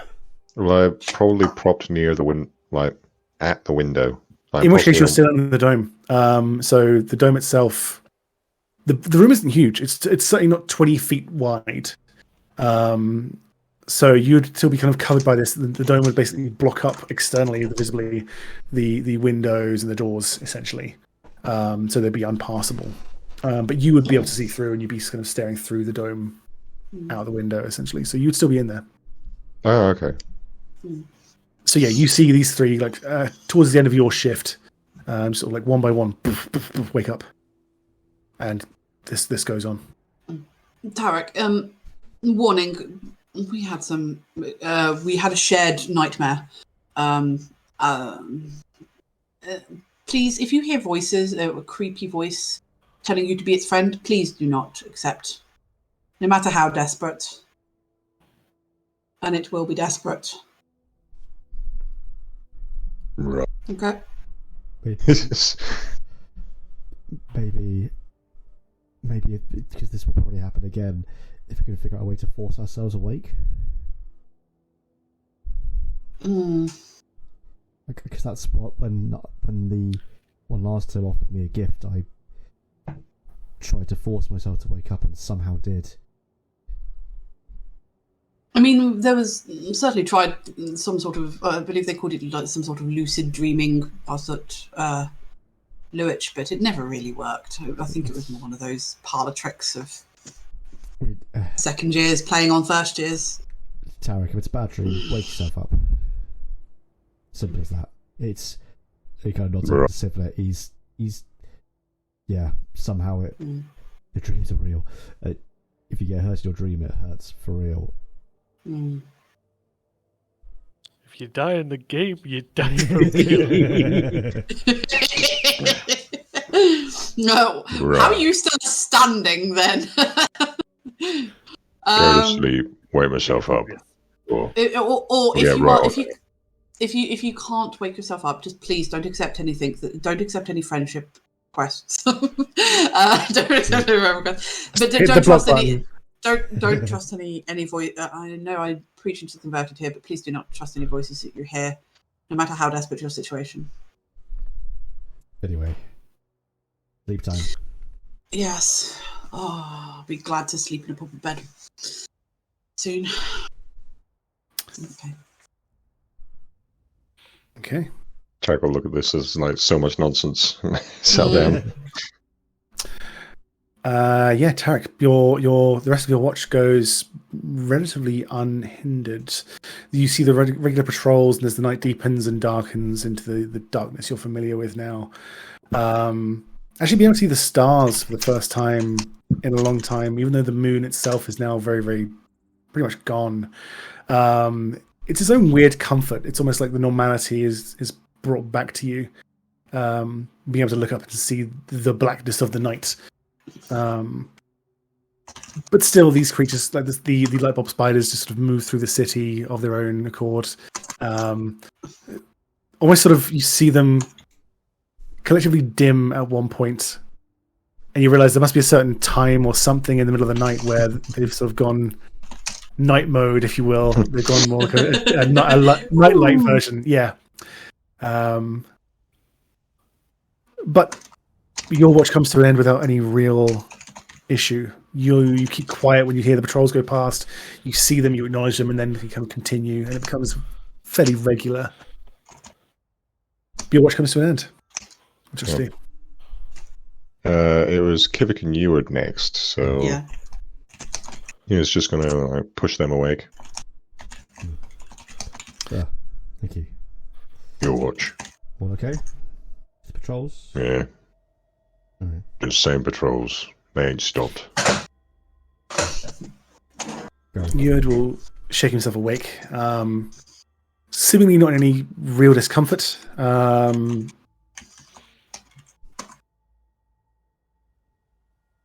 Will feel for his bag. And sort of give himself a brief pat down. I'll explain. Come on, let Tarek have some rest. Open a look. Yeah, yes, one moment. Peers inside, sort of rummaging around.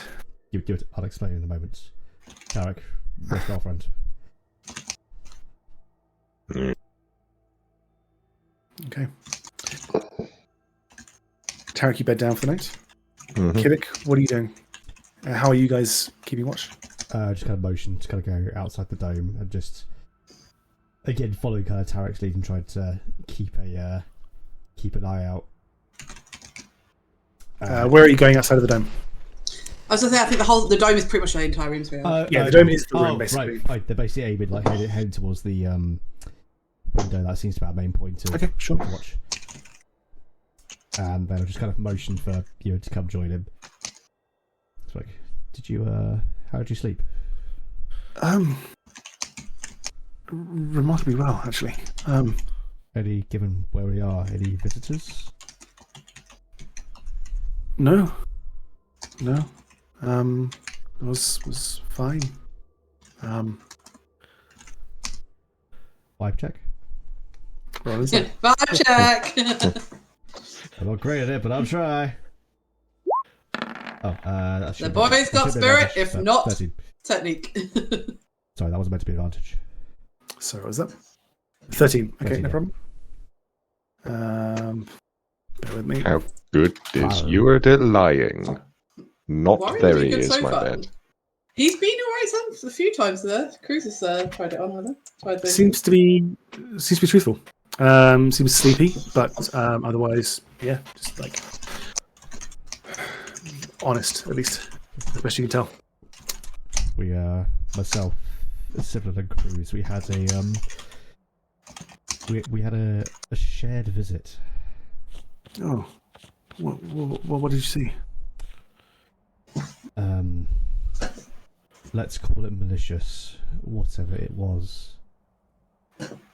Never-ending darkness, bodies, many limbs clambering. They hurt us in the dream and in real life. Oh my! If you don't believe me, just go over the Siblet's forehead. You sort of glance over and like grimace, looking at it, and then sort of turn back. Its voice kind of echoed through, saying, "Friends, let me help you." And I don't know about you, if slightly demonic sounding voice says in the darkness to help. I don't think I plan on taking it, but upon my rejection, I presume the others did as well. We were then plummeted into darkness, and that's when we woke up. That's why Cruz, she grabbed the device, just wants to see if it was linked to anything. I think she kind of fell asleep with it. You know how she gets focused on certain things. Yes, certainly. I understand your concern. You can see when you sort of tell you about the being in pain and being like physically repercussions of your dreams. There's kind of a brief paling of yours. Roll perception for me, Kivik. Sure. I'm the person for this.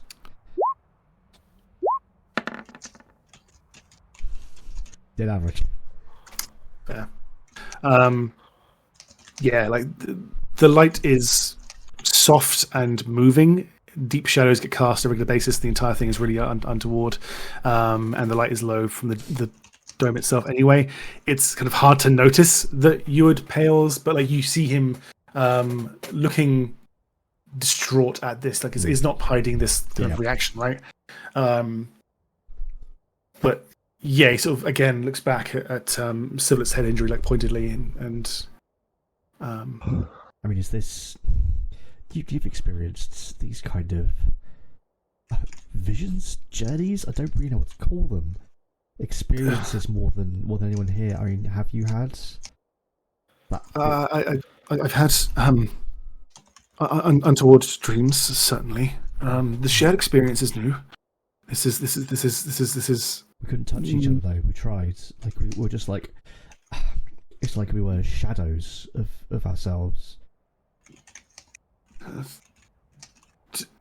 Tell me more of this plane, of the location where you were. Describe it to me. Sort of pull out open the satchel, pull out a small hand notebook, very weathered and like a pencil strapped to the side, and sort of flick through his notes. Okay, we'll just kind of give the kind of like this howling wind, like fields of what felt like shadowy bodies, many limbs, trying to gravel, lots of sharp gravel, like, and he just kind of motions to his hands, like even through this motion to his corners, just kind of cut through this steep hill. We were forced down. Again, these constant like grabbing arms, grabbing bodies. Then a cliff face. Then nothing but darkness, and then as soon as we fell or were forced into it, that's when we woke up.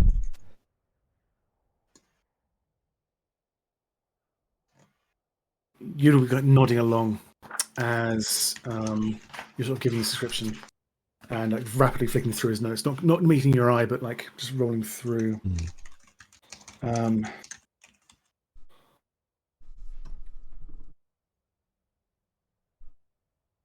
I believe it could have been Gehenna. A middle ground between where the land where demons and devils collide. The warring plane. It's a place of deep sorrow and loneliness and. All hope is gone. It is typically the place where devils and demons famously at each other's throats. It would be the plane where they would engage in battle. It is the neutrally evil plane. See, and I mean, there was like an overwhelming feeling of loneliness. So would that work with that? Like it's like it was. I mean, you know me, I'm a positive person, but even I felt alone, felt powerless. Could well be. It would fit with other planar explanations. Again, the multiple dreams, the simultaneous dreams is unusual, but perhaps whatever's causing those is likewise stronger here. Is this like so you say it's a war between devils and demons? Is that like a constant thing, or is there like a date for this battle, or is it? Or I think I'm trying to get is would this be a place for someone to hide? It's somewhat ongoing. Devils hate demons, demons hate devils. If they are going to wage wars, then they would typically find themselves at this middle ground, just by virtue of leading their own planes. People rarely live here. Creatures rarely live here. It's not known to be. It's known to be a wasteland, to my knowledge.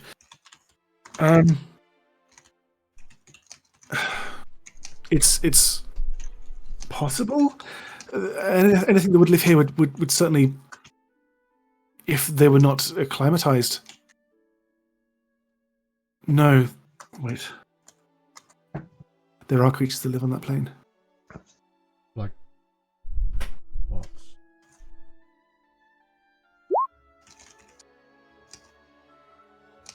I remember. This is some dredges in my mind. There is a. I'm fancying fucking page me now. Damn it! Yeah. Is that how it's pronounced? Yeah. The dread.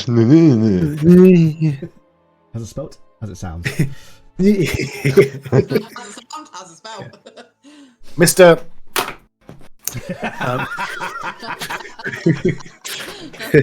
Thank you. Yeah. There is a race of creatures. I can't believe I didn't put this together before. Known as Eudoloths. They come from the plane of Gehenna. They can come in many forms. They are a weird middle ground. Neither demon nor devil. They inhabit this plane. Typically, fiend mercenaries, if you will. They offer their services to the highest bidder. I believe we're currently seeing a subsidiary of one of their clans roaming the streets. So these creatures on the streets came from Gehenna. It's possible. It's the hometown. It's like saying you came from the celestial plane. It could be anywhere. It could be the requirements of a powerful lich. It could be some devil who needed extra legwork. It could be a number of things. Sincerely, but it's a possibility. Good thinking, yours. That's some good book smarts. I do what I can.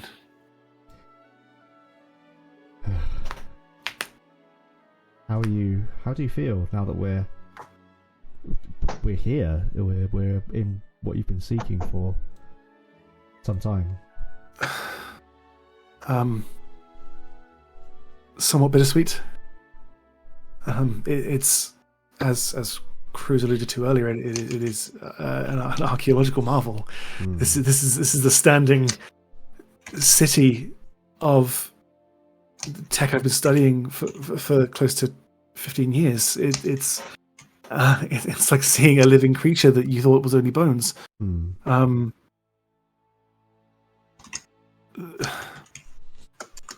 I can't tell you how eager I am to explore the city and find out more, but by the same token, I understand the vitality of our mission here.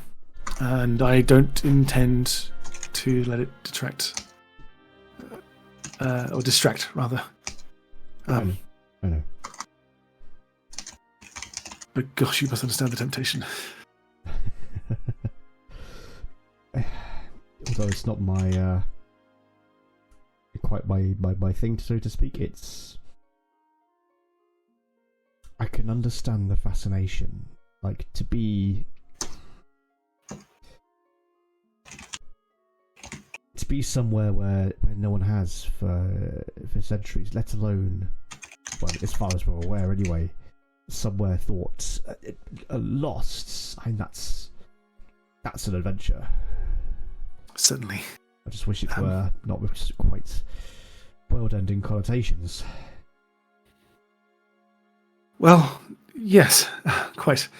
I mean, who knows? When all this is done, maybe we can come back and return some artifacts, and sort of walks over to the chest and sort of slaps his hand on it. Like, we'll take some of this stuff and put it in.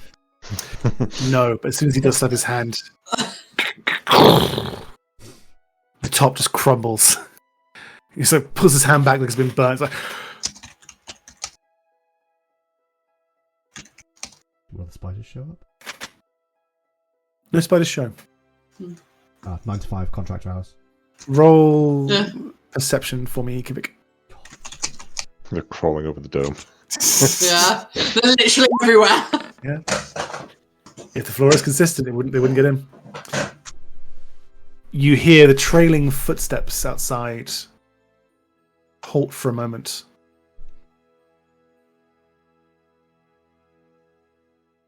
And then continue away. Sorry. Okay, just like for a good 2 minutes, he'll just kind of put Sure. and be like, don't You move. would stand there like Stay frozen. quiet.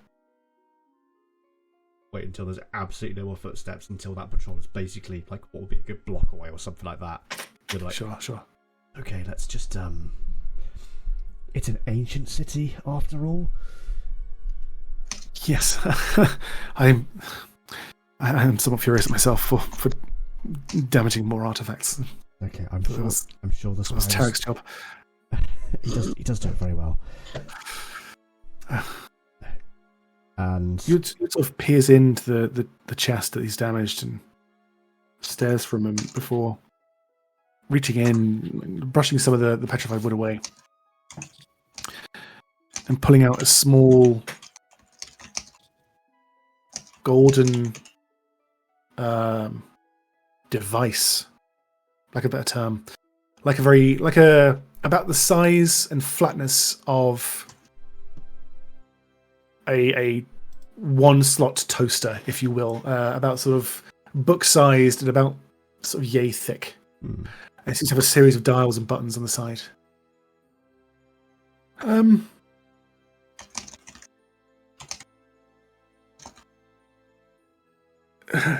Archaeological discovery.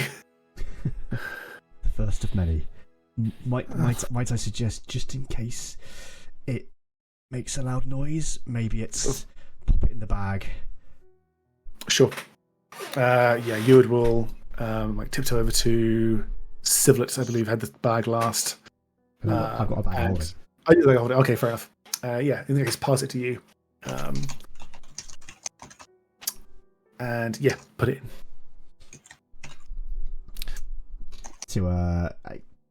Unless if anything else particularly planned to move things on a little bit, like Kivik will just kind of spend the time just quietly chatting with Eward. He'd be asking him. He'd actually just ask him to tell him about his, in quotes, late wife. Like, just like, if he's up for talking about it, you just kind of ask about her. So, like, what was her name? What did she do? What was her favorite food? Just try and get into Sure. And that's if he's willing to talk about it. If not, then he'll just cut it dead and not push any further. No, he is more than willing to talk about it. If anything, he seems almost grateful for the opportunity to change his mind, to bring his mind away from things.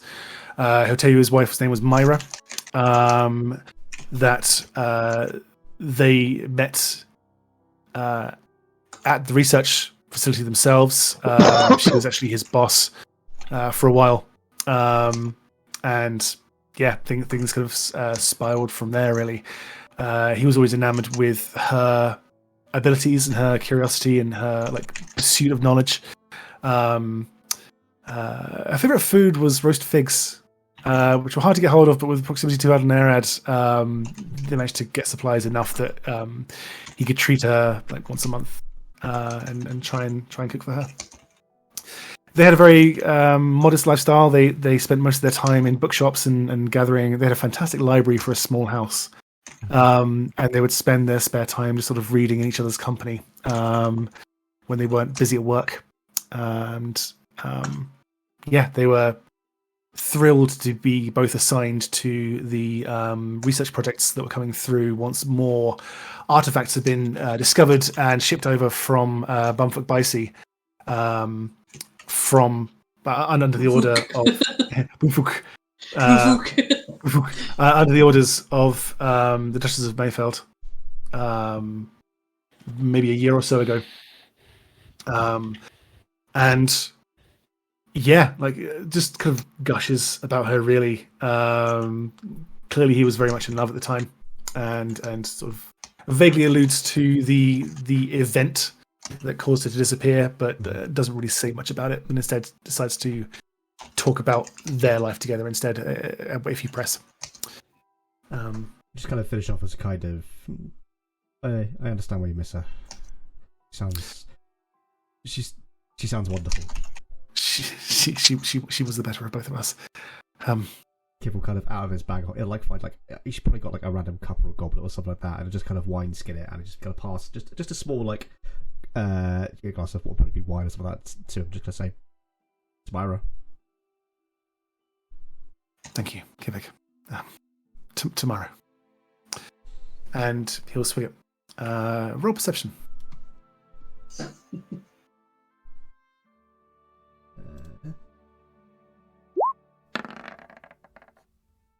Nice. you'll see as he drinks and as he talks something you hadn't really clocked at first. There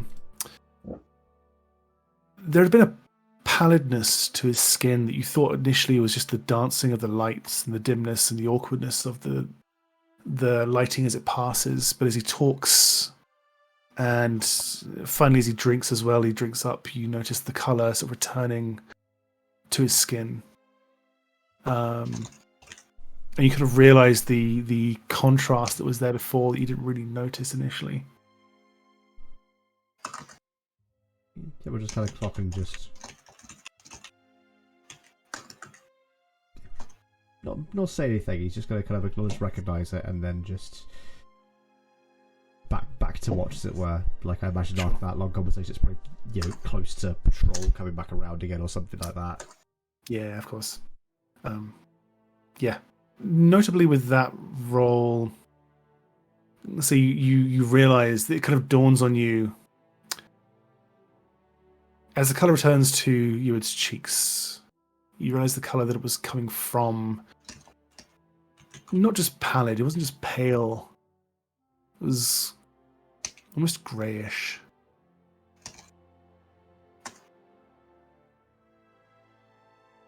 Your watch ends.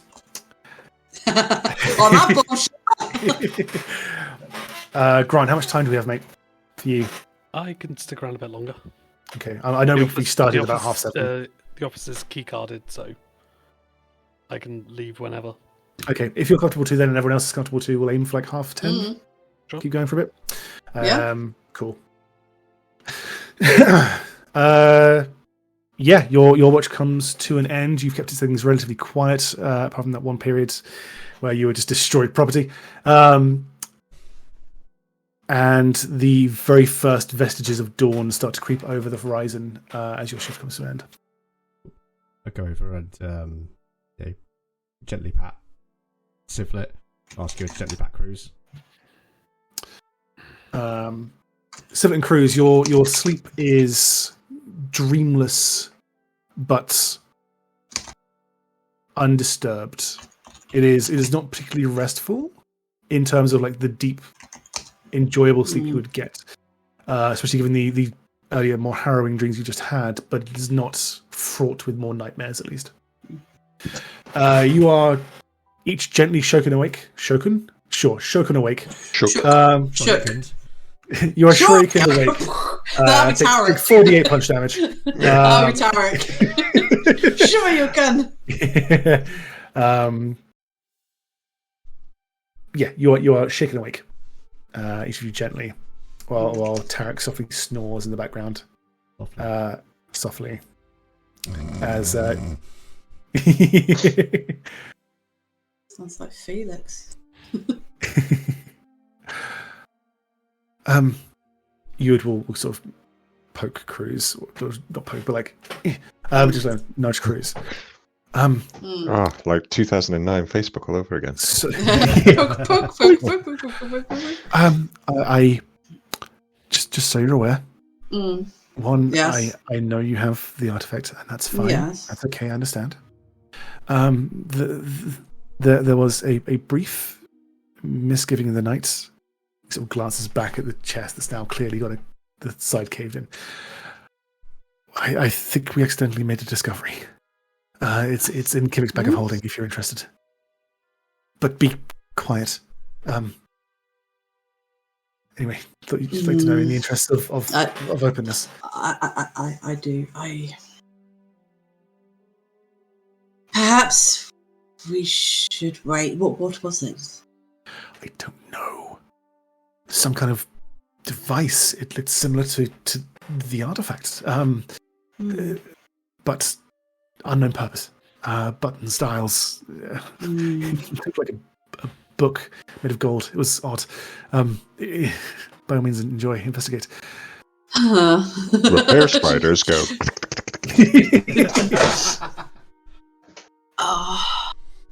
I Filthy elves. wait go. till the morning. I will wait till the morning. I'd perhaps investigating an unknown artifact in the middle of the night may not be the wisest choice. You can hear like she's saying it, but she's almost like she's trying to convince herself, or she's regurgitating what she knows is right rather than what she actually feels. Fuck it, wisdom save. Yeah, no, this is literally like, no, I don't want to look at the really cool ancient artifact that like my life is about. Ooh. Okay, yeah, she manages to You hold it know in. it's true, and you know it's dangerous, so that's fair. She sort of looks longingly at the bag like, they've been here for thousands of years. 1 or 2 more days will not hurt. Eward and we Kivik. we definitely need to write a paper though. We could have both our names on it. And Gosh, yes, the retelling of this would be published worldwide. I can't wait to rub it in Luich's face. Think of the dividend we get from Mayfeld. Something like this. My gosh. Anyway, for the morning. Yes, I will. I can't wait to tell my dad. Okay, right. Just like, okay, professional face now. We'll gently rouse. So then, ding. Sure, yeah. No, just gently rouse Siblet. Just be like, nothing new. You had broke a chest. He's hella strong now. But other than that, stay safe, Captain. Just look over and Heward is now bigger than Tarek. Level up! I can see! I can fight! In fact, Siblet, one thing. Mhm. Weird request. Could you just see if you would change his colour when he sleeps? Like, look for grey. So that we'll give you just kind of a. I'll explain in the morning. It's a weird one. Okay. Safe watch, friend.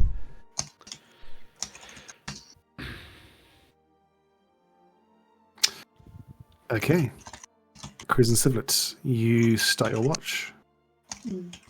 The barest of false dawn lights starts to just take the sky from an inky black to a very deep indigo. As, again, the spiders kind of crawling around and the patrols seem endless as they've controlled through the night. As Eward and Kivik rapidly fall asleep.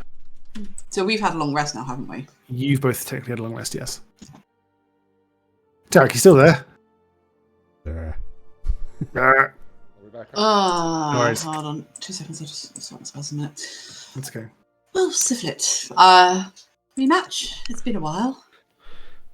Quite. Let's pass the time somehow, at least. So that we'll lay out the dragon chess. Okay. Siblet, you lose your proficiency with Dragon Chess. You're sober. You're a bitch. You just said you couldn't remember the last time you played Dragon Chess sober. Yeah, that's true.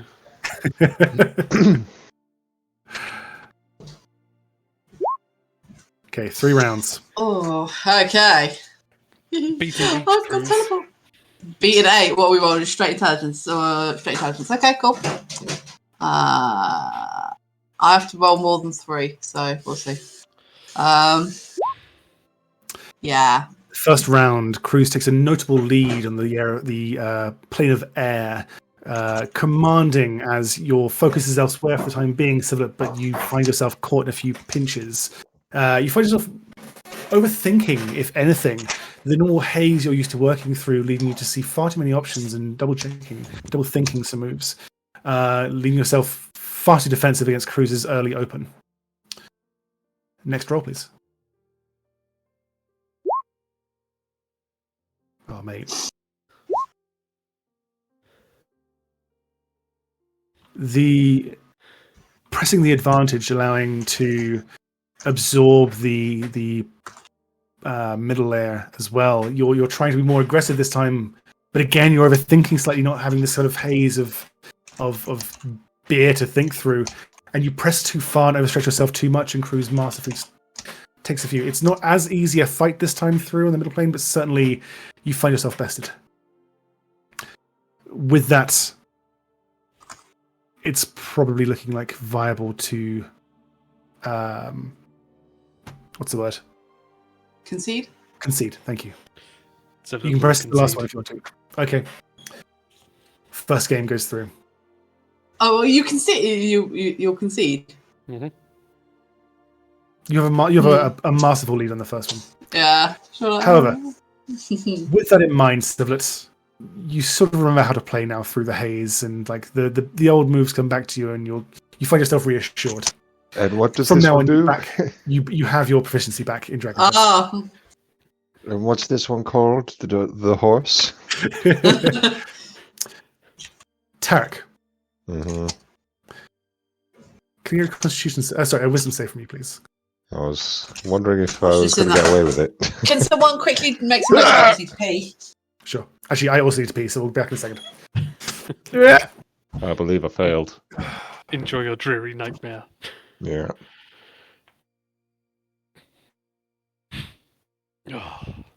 Although, with your proficiency and expertise, you're probably just going to stand there.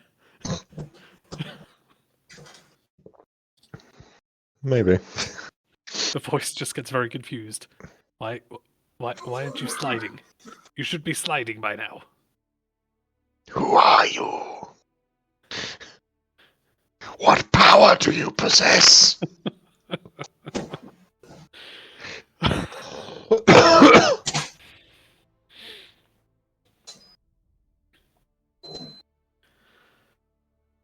This is when Alex gets back and tells me, you have a fine night's sleep.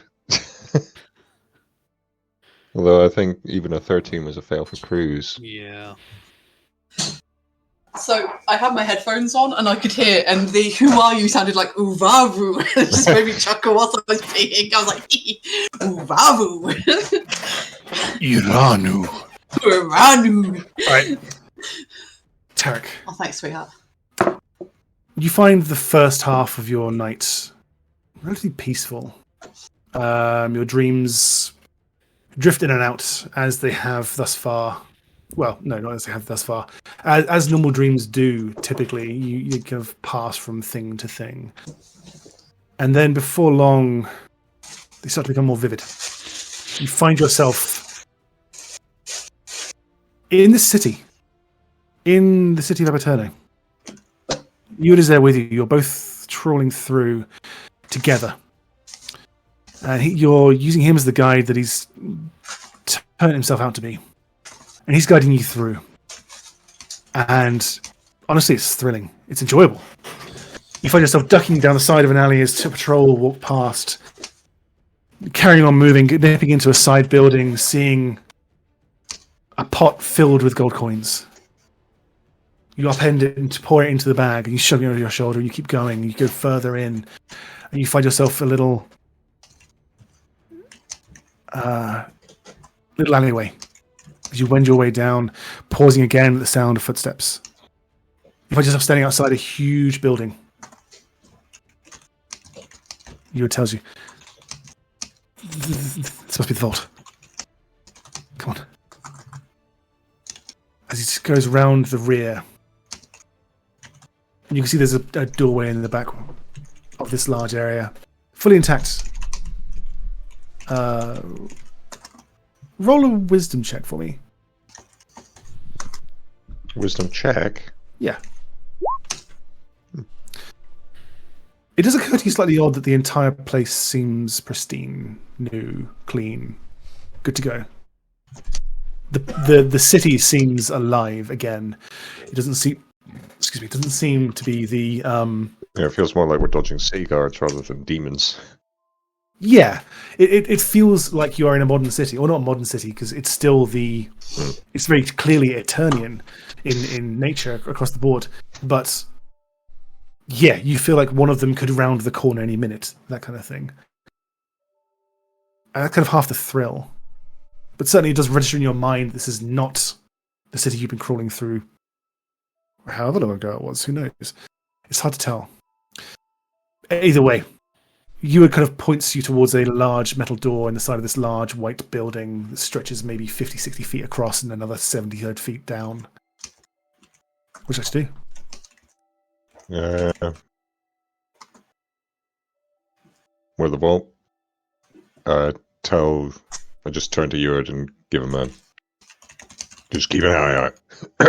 Yeah. No. I don't know. Ah! Just keep an eye out. And he'll Sure. go and attempt to open the door. Okay. The door itself is seemingly locked. Yeah. It will produce picks from somewhere. Yep, It's a absolutely. dream. Yeah, for sure. Roll sleight of hand, or unless you've I got do lockpicking. have thieves' tools. Yeah, roll thieves tools. Yeah. Very nice. There is a heavy as the lock inside just kind of dunks across. It takes a couple of tries feeling for the levers and the pins, and you kind of lever it enough, and then the door just kind of swings slightly open, maybe an inch.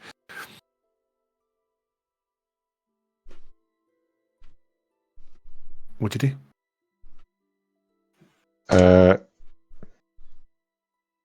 Sorry, I was making sure that my roll was correct. Oh, 'Cause sorry. It seemed weird. But you said the door opened just a crack. Yeah, you unlock the door, and the heavy door kind of opens a crack.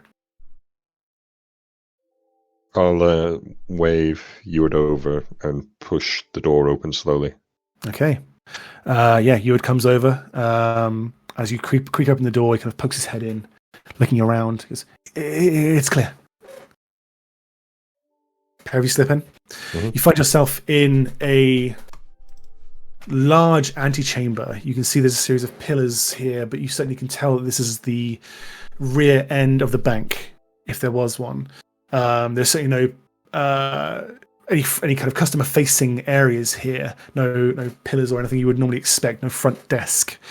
You can see there's a few corridors leading off to the left and the right. But you can also see there's a spiral staircase leading down through the stonework off to the left, just before the corridors. All right. Right, which way? Down. There's no room for God here. Down. Down the spiral staircase we go. Okay. You head down the spiral staircase. How are you approaching? Are you just bolting through? Are you being sneaky about it? What are you doing? You can hear the sound of movement the other side of this kind of antechamber, by the way. There's like a doorway that leads to what would be, you presume, the front. And from there you can hear noises, bustle. He's proceeding. He's not bolting down, but it's obvious that the excitement is getting to him, and probably the excitement is probably getting to him. So while he's being light of foot, he's probably being faster than he should. Fair So enough. Remain 100% silent. I mean, Okay. he's not like steadily, slowly creeping down, but it's almost a Fred Astaire Sure, type sure. shimmy down there. Nice. Okay, yeah. You fly down the stairs with not light feet, but not heavy feet. It coils down and down, maybe 2-3 floors before coming to a dimly lit, dank, hollowed out cavern, almost square still, and still the white brick walls, but nowhere near as well lit as it was up top. You can see ahead of you a corridor, and also you can hear the sounds of movement up ahead as it tees off into two directions. You can see a series of doors in front of you, and off to one side you can see a growing light source as it moves towards you. What's it to do? There are doors lining this short corridor as well. And there's like the behind of this spiral staircase as well, if you'd like to hide. Yes, behind the spiral staircase seems like a good idea if there is a light moving towards us. Sure. Okay. You dive behind the spiral staircase. Give me a stealth check, please. I'll grab Eward and take him too. Sure thing. Very well. You hear two voices going back and forth. They're speaking in a language you don't understand. It seems very... orchestral's the wrong word, but certainly there is a lilt to it that is nothing you're really familiar with, save for maybe the closest approximation would be something like Elvish that you've heard spoken but still wouldn't understand. The staccato or the rhythm of the language would be a close approximation. with that,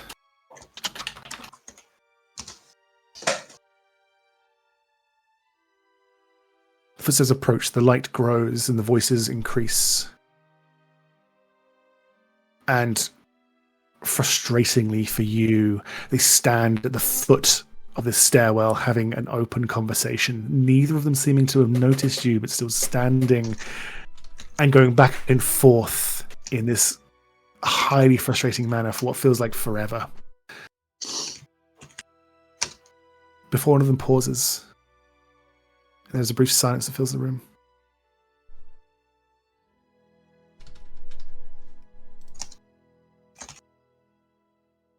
There's a dismissive noise, and the pair of them continue their conversation and go up the spiral staircase. I'll wait until the The door up closes where the spiral staircase started. Right, I'll just pat Ewart on the shoulder and head out in the corridor. You notice Ewart kind of sweating and kind of lets loose at this. You go down the corridor. To the right, there seems to be a series of multiple doors, each of them with kind of clouded glass. And to the right, there seems to be a large metal doorway, very thick, with a smaller door inset. I'll just sort of point at it, look at Ewart and go, vault. Seems right. Right. He'll try and open the smaller door. Smaller door. Give me a thief's tools, as this is also locked separately. Sorry about that. Right. Yeah, for too long, your tools.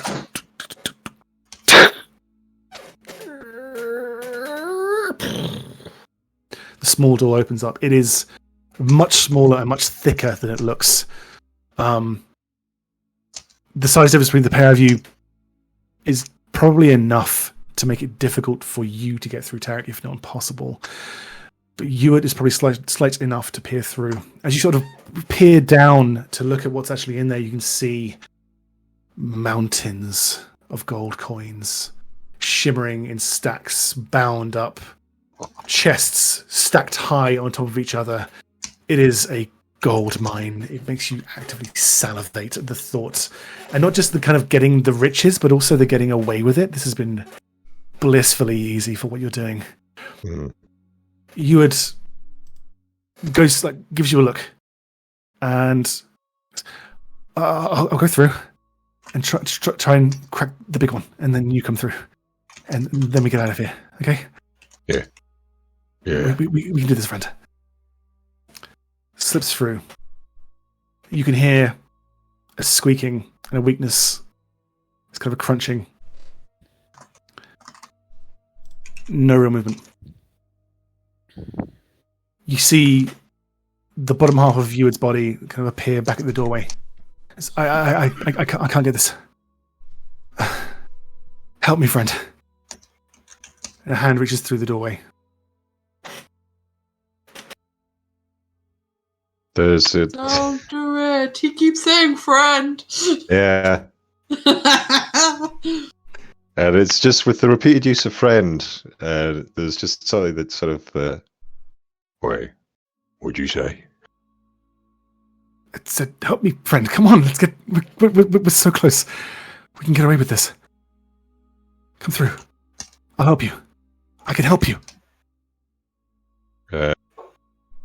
He just sort of gets down, leaning slightly on the small door to peer through, and actually gives Ewart an actual look. You can't really see Ewart from this point. You see Ewart's legs standing mostly in the way, and his hand, sort of the body reaching down. You can see the top of his shoulder, and his arm reaches through the hole that's available. You can't see his face, and you can't see much of the vault behind him anymore. And his hand? You can see his hand reaching through. That's your side of the vault. He's holding it up, ready to be clasped.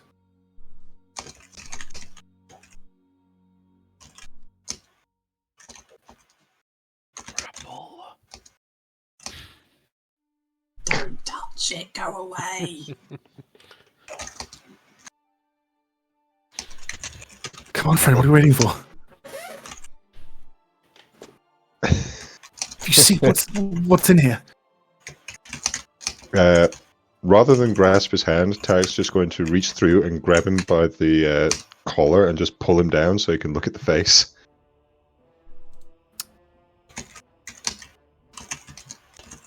Mm.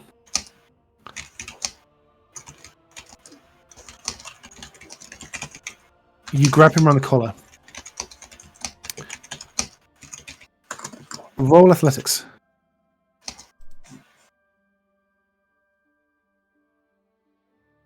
It's like grapple a god. The hand that was reaching out grips your collar in return, and you are painfully yanked through the small hole as your arms are scraped. Your shoulders almost dislocate with the hole you're being pulled through. And the other side, you find yourself not in the vault full of gold, but instead in a vast grey plain, wind whipping round your face. Mountains in the distance, beset against dark grey slate, angry skies. Well, shit. And the creature before you, as 3 other hands join it around your sides and lifts you aloft. Ooh, no, I am struggling with that. And Ewan's voice comes out of its mouth, now with mandibles. You will accept my help, friend. Struggling. Struggling. You wake up.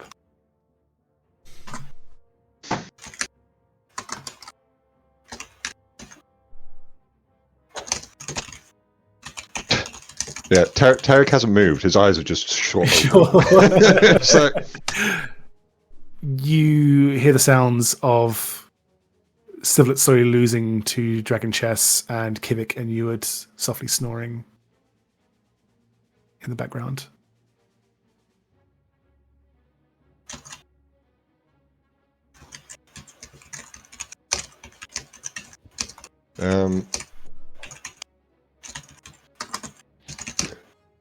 not really interrupting the others. Tarek's just going to like shuffle over to Eward and see if he can like gently shake him awake. You shake him. Roll perception. Can Sivlet also do that, given he was told to just have a look at Eward? What's your passive perception, Sivlet, and 16. how stealthy are you being, Tarek? He's not wanting to be noticed. And then roll stealth, please. Oh god. A ghost. I'm afraid that stealth beats your passive, Sivlet. Although you did say you were actively going to be watching him, so give me a active perception check, please.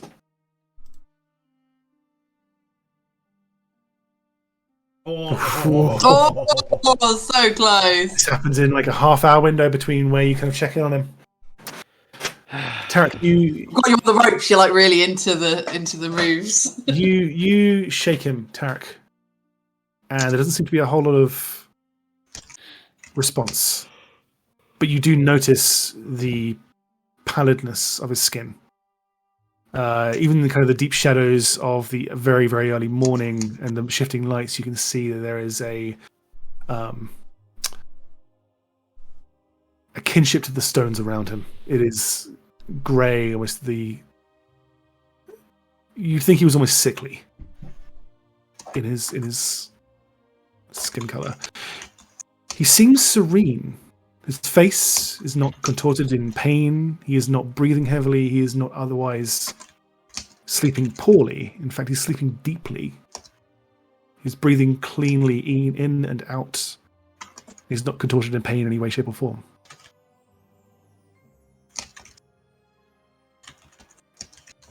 But he doesn't initially respond to your shake. At least the gentle one. As gentle as Tarek does. You know, shake him a bit harder. He wants this bugger awake. Fair enough. Shake him a bit harder, and eventually he does kind of come to. There is a very deep drowsiness to him as he sort of rolls himself awake. Oh, hello, Tarek. Is it my watch again? No, we did that already.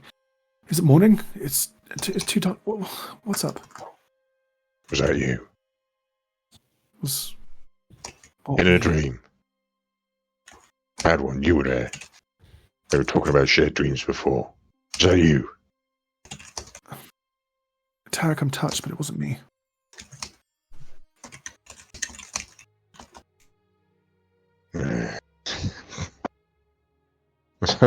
Just doesn't even say anything to him. Just goes back to where he was.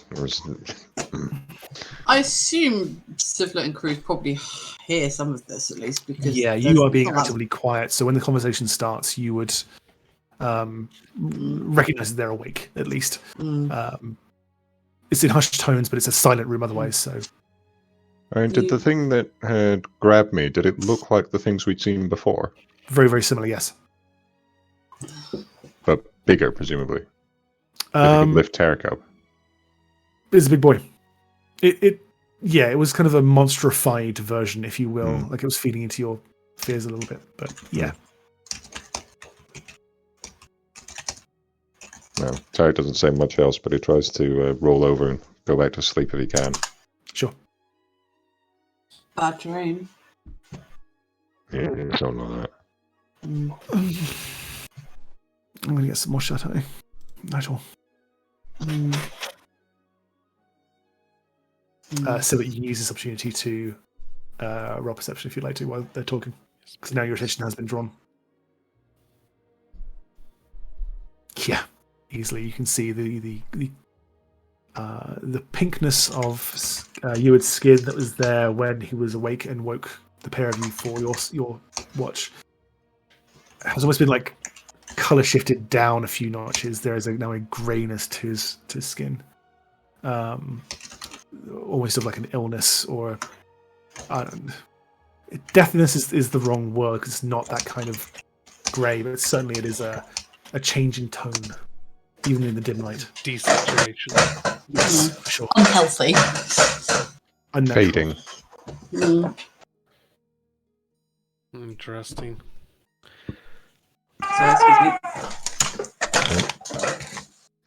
What he needs to do is he needs to sleep with Dad.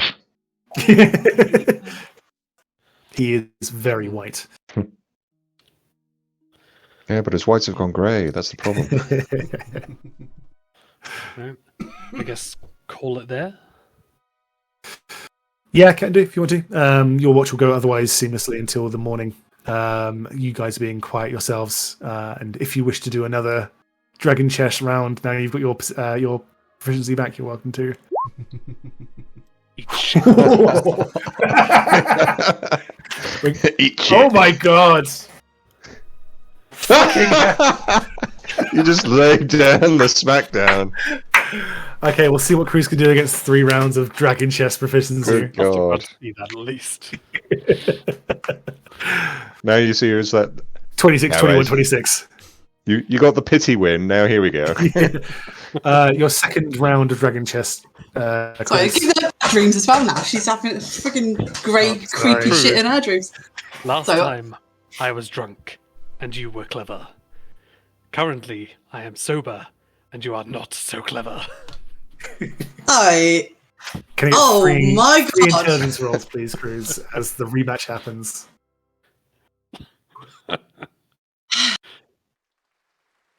Honestly, if she loses again, she's gonna be so fucked off. Oh, It's a much more well thought back. oh, she's not happy. It is one You know, apiece. fucking proficiency. You have time for one more game of your watch if you would like for the best of 3. Shall we I want- settle this? Shall we settle this like scholars? What bitch about each other in your papers? You know there'll be some shade thrown in whatever academic papers come from Aberturnity. You would rolls over and asleep at that. Okay, can I have one from each of you at a time? Keep it once at a time. Yeah, alright, so you've done one? Yep. Oh, It's a close fought game, but the bottom layer this time is the first point of quarry. defensive lines are drawn, but Siblet just manages to use his expertise to pin several of your pieces and put you on the back step. Next roll. You'll notice throughout, Cruz is competitive in this, but there's actually like a much friendlier competitiveness than she's had before. Like she's actually being like she's genuinely competitive, like fun. Rivalry. Yeah, rather than like a matter of pride like before. Oh, it's all down to the wire. On the top layer this time, Siblet doesn't really notice, but makes a critical blunder that Cruz is left to expose for at least 2 turns. And by the time Siblet notices and realizes the problem, he's on the back foot for every step afterwards, just desperately trying to keep pieces. And the top floor is taken. It comes down to the land. Oh, it's all down to the last one. One roll from each of you, please. Now draw your last pathetic card. Oh no! My deck has no pathetic cards. But it does have. Oh! Fuck you! Finally beat you! With a masterful fork right at the end. Siblet doesn't even see it coming. Siblet is in fact thinking they are on the front foot. And when Cruz's dragon comes flying in from across the board into a vital position, leading to mate. Siblet will graciously bow, shake Cruz's hand, and then say, "Well, I guess you want your winnings then.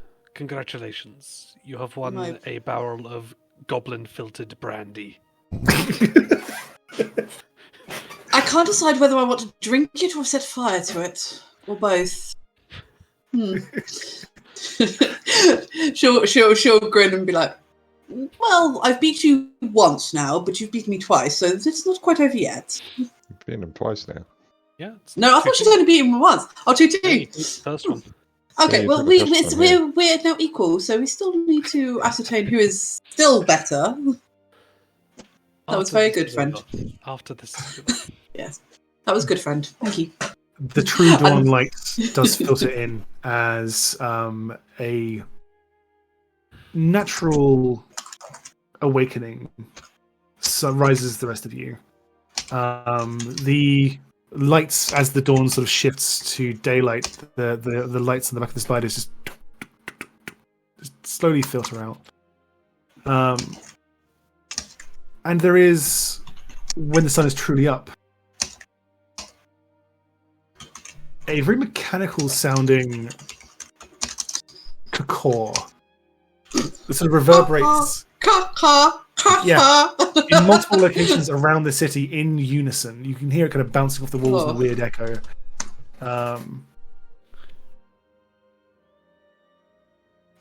Siblet's gonna just turn to Cruz. "I don't care what you say. Any civilization that subjects themselves to that could not be that intelligent." Yes, no, that I will have to concede to you. That is horrific. And we'll end it there. Yay! Oh, that was fun. Oh, jeez, Alex, that was dreams. That was fucking cool. Loving it. I love Absolutely these loving sequences. Yeah.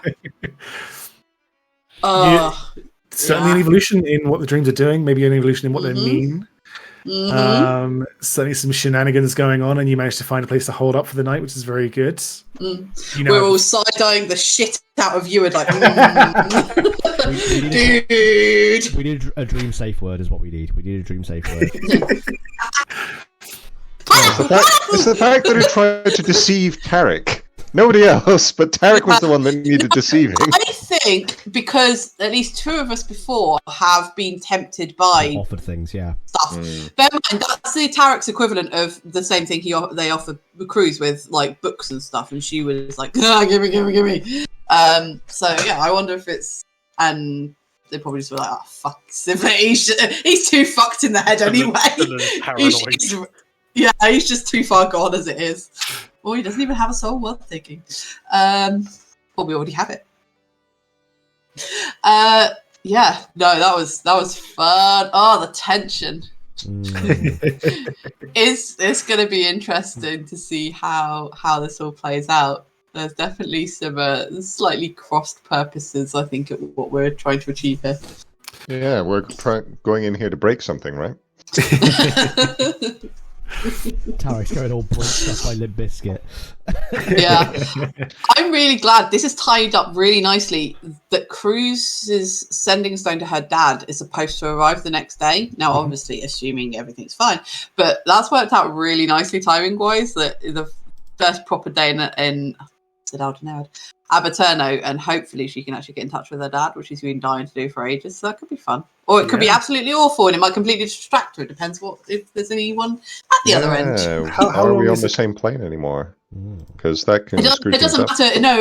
No. With the sending stone, it's there is no range on it. It's just I think it can cross planes. yeah, it is It can pretty much cross just planes, but there's anywhere. like a 5% chance that the There message is. just doesn't go. No, with sending, No, there is with there is. sending. The spell sending, yeah, does that. Yeah, Some of the stones. Are yeah, better. it's just yeah.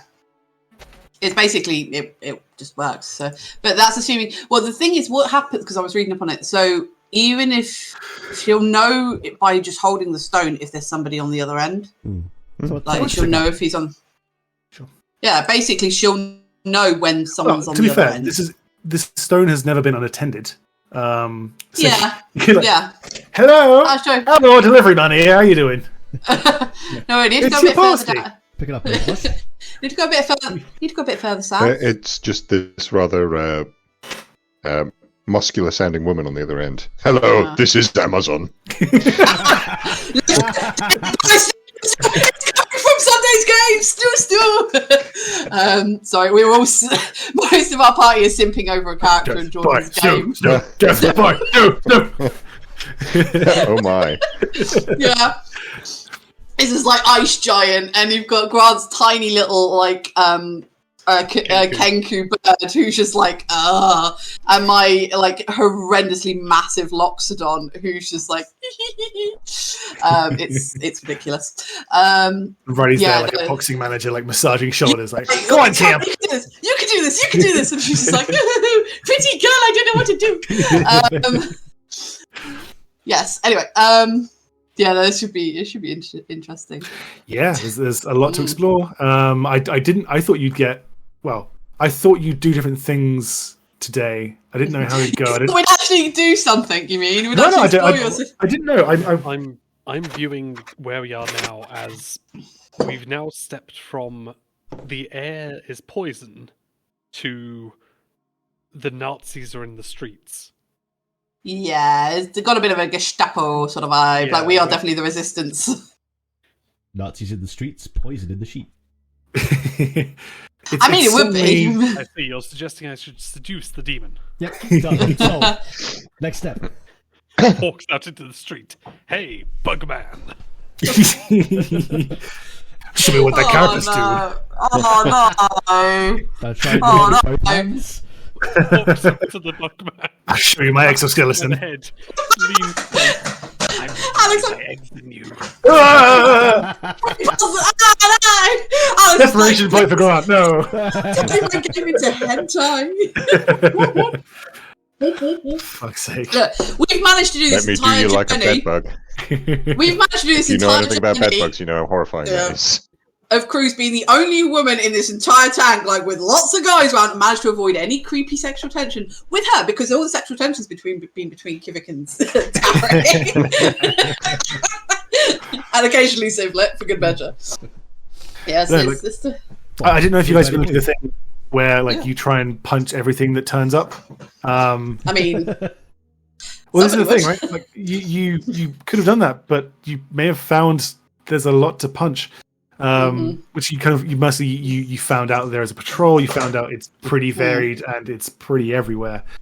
So yeah, it's interesting seeing how this is going to unfold for you guys because you're used to being the toughest thing in the room, and now the room's a lot bigger. I think we're all very paranoid, cautious characters generally. And like, whilst we're really badass, we're amazing, but also like don't well, paranoid. Paranoid. Paranoid, definitely. Wait. Tarek is paranoid about, like, he's watching he doesn't trust anybody or anything. He's the one who's always watching, like, out for exits and shit like that. We're in the unknown. Like, this is not just like, oh yeah, this is just a city job, or like, Yeah. this is like a cave job. This is a hugely unknown, highly powerful, major city on the very brink of existence itself. It is not just a case of fuck it, let's Leroy this. It's. Yeah. Oh, the temptation, though. How did you like the city repair technicians? I love them. They're so cute. They're adorable. I like the is it a reference to the Japanese thing about fixing things with gold? Yeah, that's So right. I like that. I like that. But no, I love them. I'm like, I want The minute I felt the thing of the like little shine of gold, I was like, those are just going to be little creepy crawly things, aren't they? Yeah. And then Service you droids. mentioned the doors and stuff that have been fixed. I was like, that's what they do. That's what they do. They're lovely. Like it's not giving too much away, but you could certainly see as you're kind of wandering around the city, there are certain things that have been broken for a very, very long time and left untouched, and then there's certain things that maybe have been broken more recently that are being repaired. So maybe these things haven't been like Why? they like mechanically you can tell these haven't been active this entire time, right? There is not 3,000 years of wear and tear on these things. So Yeah. It's almost like maybe they've been active as long as the mist. could be. Doesn't mean I'm not going to smash any that come near me. Yeah. Do any of us speak infernal, demonic? No, abyssal? I speak abyssal, primal, but no, not infernal. We've had this discussion before because we were frustrated. It's like literally the thing we don't speak. Yeah, we need to find a basement somewhere we can interrogate a bugman. Interrogate, you say? Interrogate, you say? Physical, mental. Which way do you want to go? Squad, isn't it? Actually, I mean, hang on. A bugman has many knees to cap. I was going to say, Cruz literally specialised in this for a while. This is her thing. Oh, you might be able to use the other 300 pages in your spellbook. We're also going to have fun with Uward next session. Yeah. This is bystander with this. I'm just doing some. It's fine. It's fine. That's fine. Bless him. Bless him. Poor Ewan. He's so fucked. He's never. It's not going to end well for him, is it? It's not going to be good my for him. goodness. Because there was this one genuine moment of, wait, was that you? You don't know. Yeah. I think You didn't do an he's insight over check. his If it was him head the and- entire time, and now he's just shedding his skin. No, I had to he's ask for desperately- one? Not then you didn't. When you asked if you said, "Was it you?" You said no. That was the end of the conversation. There was no request for an insight check or anything in that. Yeah. The vibe check. Oh, now I know I need to request the damn things. You don't get it for Yeah. free. He said you need to know if you doubt his answer or not. Mm. You can do a retroactive insight check if you'd like to. Go on, last one of the night. Go on, do it. Oh no, because you're going to spoil my perfect end of a 25. Oh, that's still pretty good though. That's pretty good.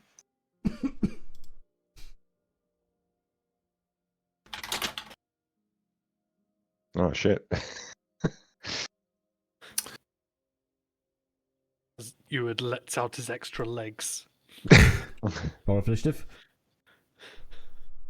Ewart seems to think that wasn't him. Mm. He seems Doesn't genuine in mean his response. Fair enough. Doesn't mean it wasn't. That's what I thought it would be, but man. I think Ewart is someone who is a major fucking simp for his wife and has probably done something he shouldn't have or agreed to something he shouldn't have because he's desperate to get It's the not pretty a lady bad back. thing to love your wife, Haley. I don't know. I don't have one. Oh, that's his wife. Gay. No, but there's like love your wife, and then there's yeah. But no, I'm pretty sure But he's to probably be fair, he was really probably keen to fine get his until wife. we came into the central place where all this shit is coming from, right? Mm-hmm. It's But probably yeah, I making think he's- things much worse. I think he's definitely will do anything to get her back, and I mean anything. Whatever this to get thing her is, back. I think it may be more powerful here, you know? Yeah, almost certainly. I do love these I'm- conversations. I'm picking up on those tropes you're putting down. Yeah. And Right, smashing the I'm going to back vanish on off now. Yeah. Yeah, cheers, Grant. Thank you for Thanks hanging around, staying man. later. Yeah, No cheers. worries.